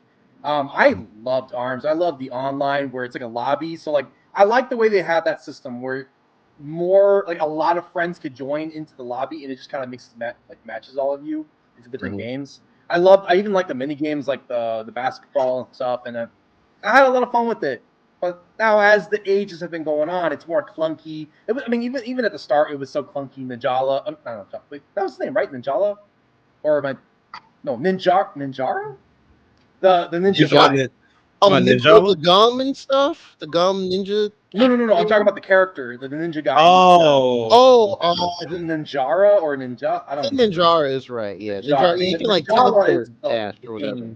Yeah, he's bogus, man. You throw a punch and he's automatic. It was just passive to just phase through your punch and gets a free grab. I was like, no, man. So it's broken, but they fleshed out they did it. They put more work into the combat and get more polished. And then added the story mode. I think that's what it was missing. There was so much. That's what I'm wondering. Really, ARMS. The lore to ARMS was crazy, how it was in Splatoon. But in Splatoon, they've been building it because it gets more games. But in ARMS, that hasn't. So they need a story mode. They need all of that. I think that'd be cool. And also there's been talks about Nintendo being hesitant about getting into Punch-Out and making more Punch-Out games because of the stereotypes. ARMS is right there. ARMS has culture characters in it too, and they're done well. Nobody complains about how the representation in ARMS is. So go that route. Just have fun with it, and you can still add culture without having negative stereotypes or anything like that. The blueprint was right there. So with that too, get in Punch Out. I'll throw a fourth one in here. Punch Out. I agree. Yeah, I totally agree. But yeah, so those are my picks. Cool. Vigilante. Yep. So, Mod, if anybody ever had a PSP, there were these 2 hidden gems on there that I absolutely love called Untold Legends, Brotherhood of the Blade, and Untold Legends, The Warrior's Code. I would love for them to be reported, given quality of life features, a little remaster done. I would love to have those 2 games on the Switch too. And also, what? Untold Legends? Yeah, Untold Legends, Brotherhood of the Blade, and The Warrior's Code. I've never heard of these. I'm gonna look it up. Oh, yeah, I'm looking it up too. Gravity Rush. If you love Diablo style, like Diablo, where it's like top down, you know. Oh yeah, that's my thing. Like that dungeon. Those are what those games are, and I absolutely. Oh, that does look clean. Yeah, that could just be like one of those PSP remakes. Yeah. Whatever. I would love for them to. Oh yeah. Now they did have a third one, the PS3. You want to forget about that one. Dark Kingdom. It's like with Def Jam. The first two were great. The third one, forget it. Swing and a miss. Def Jam icon. And then for my last game, I would love for the greatest 3D platformer of all time to come, which is Astrobot. I want Astrobot on the Switch. Yo, it's a good fit. I That feel would like be it would amazing. sell very well on It would Switch. sell better on Switch 2 than PS4. It really would.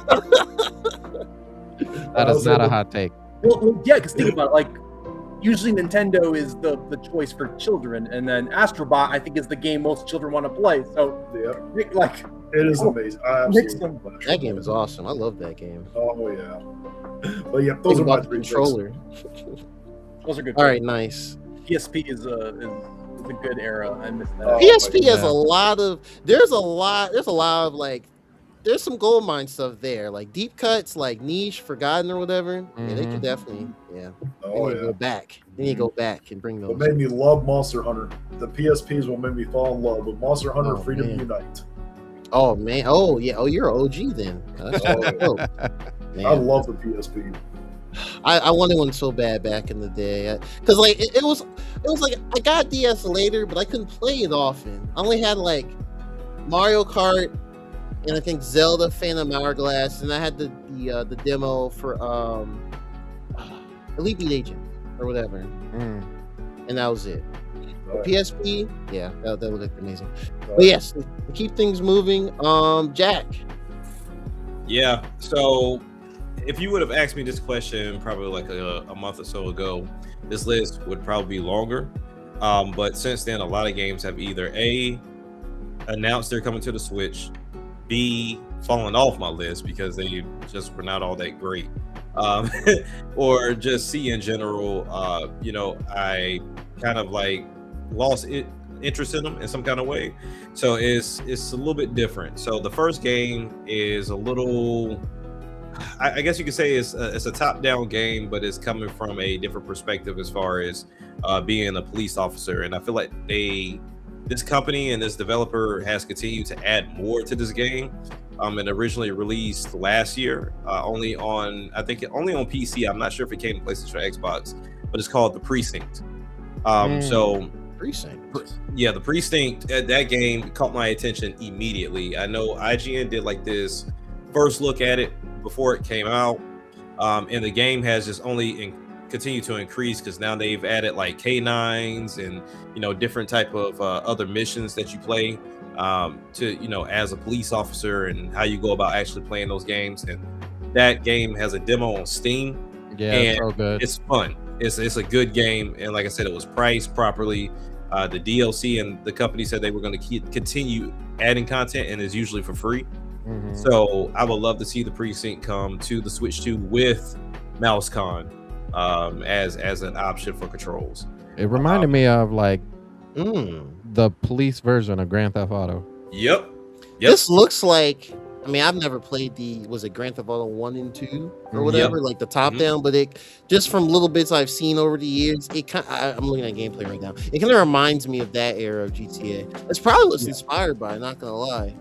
Yeah, because it's at a different angle, because the issues with like those first two, they were like top down, like in the top of your skull type ordeal, but it's similar to like Hotline Miami, which I love Hotline Miami.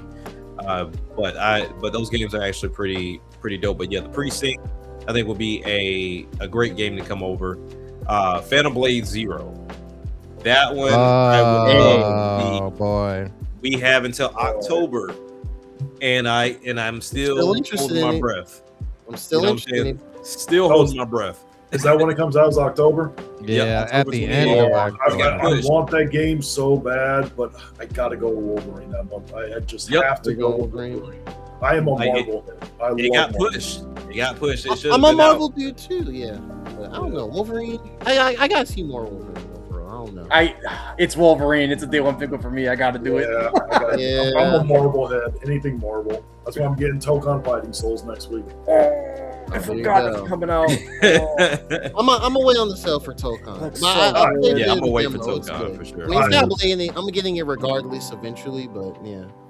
So my last one, this one was kind of hard between the two, and I would say I'm gonna give an honorable mention, and this is solely because of the poor decision they made to have this game only online, and that was NBA The Run.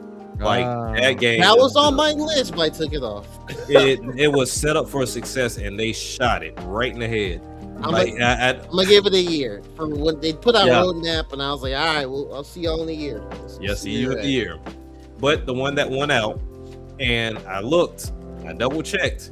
This game is on the Switch 2, but in the wrong way, and that is A Plague Tale Requiem. It's got a cloud version. The cloud one? Yeah. I honestly think they could put that on a. I honestly think they're gonna bring native versions to Switch 2 in the future. I know they got that legacy one coming out really soon, but I think after that, I think they're gonna double back. Yeah, there was no reason not to. And I played the first game. Honestly, never even paid attention to the series. Played the first game, fell in love with the story and the gameplay. At first, it was like a pest because I don't like the what you call it, like the escort missions. I the whole game is like an escort mission for the most part. Oh yeah, but the little brother bends his powers, and that's where it turns into a whole different game. Really made me hate rats even more because rats are all over this freaking game. Yeah. But yeah, I purposely ducked and dodged picking it up on sale because it was on sale for a better part of like 2 months on PC for like $17 or $18. And I was like, I'm gonna hold off because I got a feeling if I make this purchase, I'm gonna want to double dip and get it on Switch. So I'm holding off as of right now. If they do decide to make a version to where it's not cloud, I need it to possibly be next year because I'm still crossing my fingers for Stellar Buns to be not only this month, if not next month. Because I know November is Ocarina of Time. I don't really pay attention to games in December. I usually wait until the following year because December usually get beat up with Christmas. And so as far as game purchases, if somebody doesn't purchase it for me, then it just don't get bought. So that would be my 3. But for sure, I think Plague's Tale should definitely be there already. But the one I really hold out for is the Precinct, because the Precinct to me is a different type of game. They've made attempts at this like with Mafia type games and they just don't work. They just don't flesh them out well. But this is a really, really good game. It gets a lot of praise and great reviews, especially on Steam. But I would love to see it on the Switch too. Okay, dope. All you guys selected real good ones. Yeah, we all did. A very good variety. Look. I actually jotted down too because I wanted to look some of these up later. I honestly think most of these will happen in some capacity, except for Astrobot, because I doubt mine will. Well, those are more dreams. If Sony wants money, they'll say. You never know. Right. Honestly, Vision, you never know because sometimes those older like PSP, PS Vita games, they might just. I mean, like Freedom Wars came back. Yeah, but the same Freedom Wars did. Yeah, out of nowhere. So you never know. Yeah, I was gonna originally go with Def Jam, but I know that's never gonna happen. Oh, that's never gonna happen. Rappers, you better find the old copier. Playing another means for about $500, $600, $700. You can for one easy payment of $700. Right? Because I said it best. He was like, we didn't understand how much money we deserved back then, so. So now the rappers are very aware of how much. Hindsight is 2020. Def Jam, Randy Dupree, he punched in the air. But anyway, all right. With that being said, we are at the end of our show for today. We had a lot to talk about as far as games that we wanted to see, and the rankings for games that we have so far from the Switch. So before we get out of here, and I'm gonna say this segment before I transform the music. Actually, I'm gonna pause this. So shout outs to Vigil for reminding me. I greatly appreciate that. But our good buddy over on the Nintendo Prime channel, Nintendo Prime himself, host of the Nintendo Pipe podcast. He's going through a lot.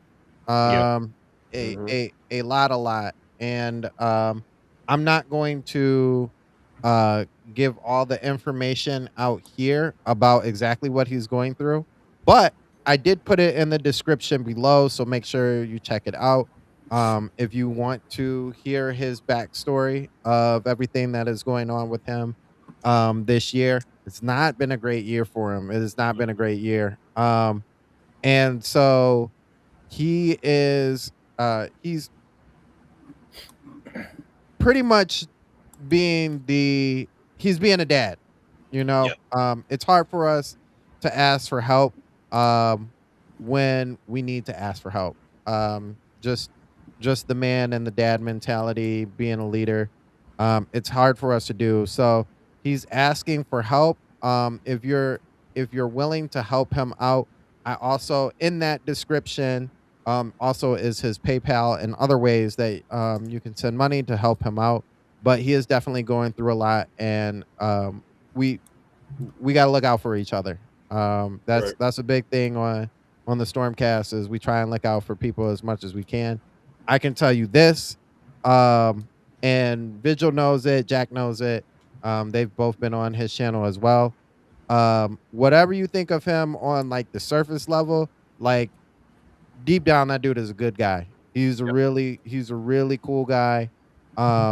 When you talk to him one-on-one, he's looked out for me on multiple occasions, and I greatly appreciate it. As a matter of fact, the Switch 2, if you guys go back, when that first launched, we actually sat there for like a good 3 hours, and he spent his whole time looking out for me for a Switch 2. Now, he didn't get me a Switch 2. We ended up getting it from GameStop, but he sat there with me the whole time. It was like, don't exit out, don't leave our backstage. He's like, if you don't get a Switch 2, I'm gonna give you one of our Switch 2s because we want enough.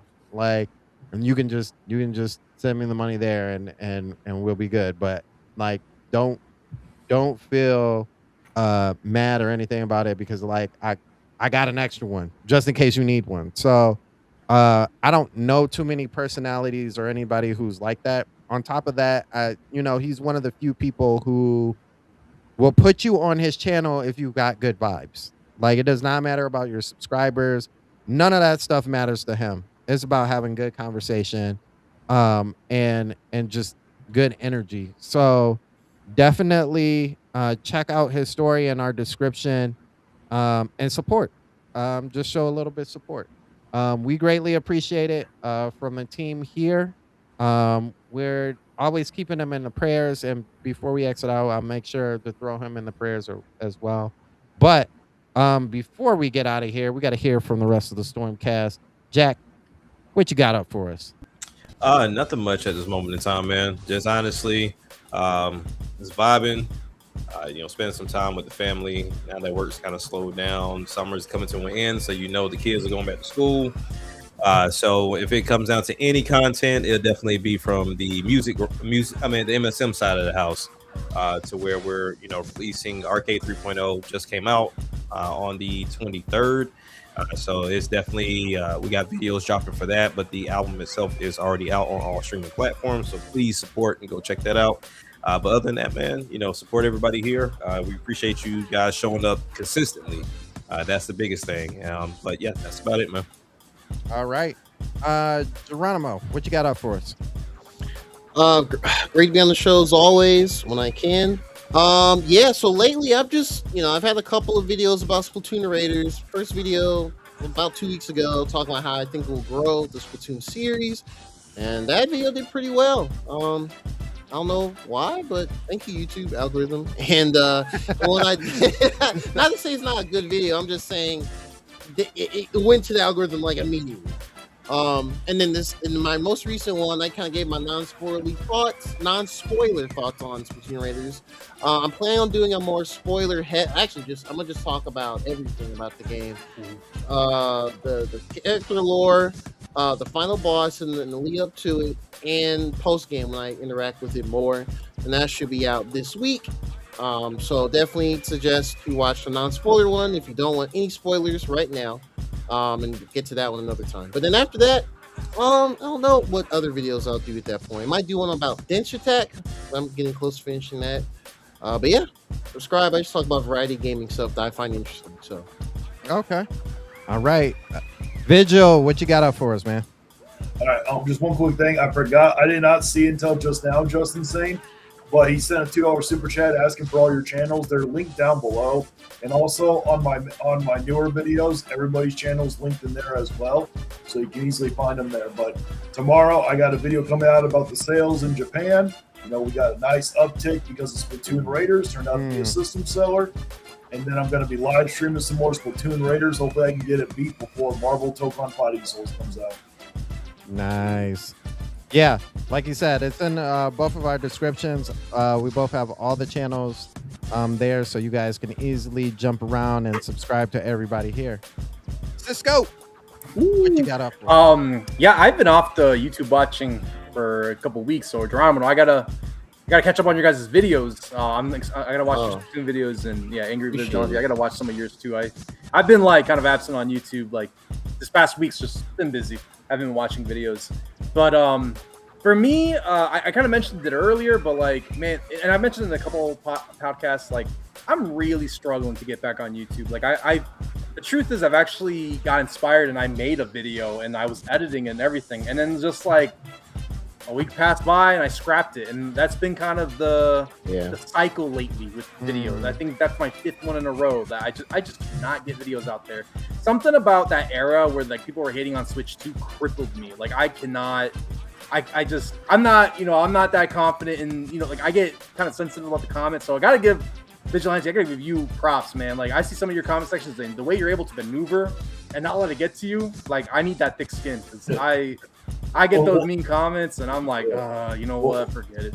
Well, the key thing is to mess with them back. Just turn it around on them and mess with them back. Yeah. I gotta get better at that stuff because, I mean, it's not necessarily that like the comments get to me. Like I don't want to do the content, but it's the whole picture, right? Like you work so hard, you're like banging your head against the wall. Like why am I not getting the views? And then the few views you do get are people bashing on you, and it's like some people take it too far, man. Like it gets to my appearance and stuff. So I delete a lot of comments, and I know you're not supposed to really do that, but I'd be deleting the really mean ones so people can't find them. But I mean, like, there's nothing stopping me from getting back in there, but I'm trying, man. Like, so I'm hoping maybe Splatoon could be the one. Like, maybe I can give some thoughts on Splatoon, and maybe I can get that out.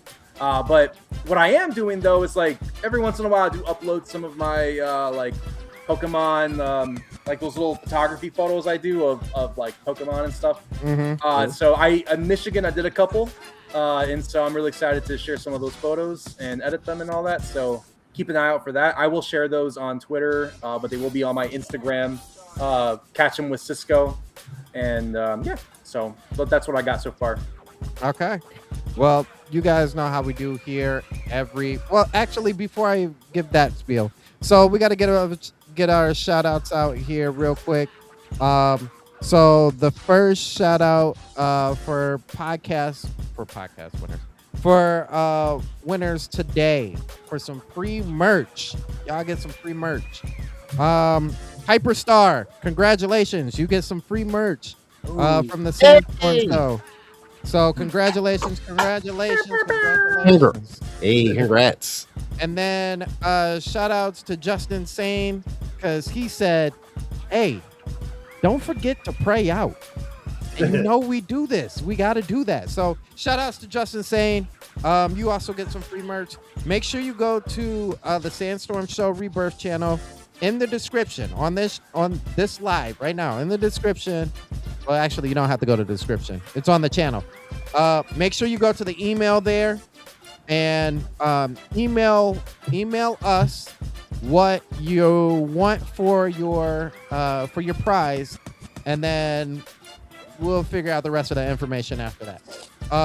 So with that being said, this is not your only chance, ladies and gentlemen, to win some free merch.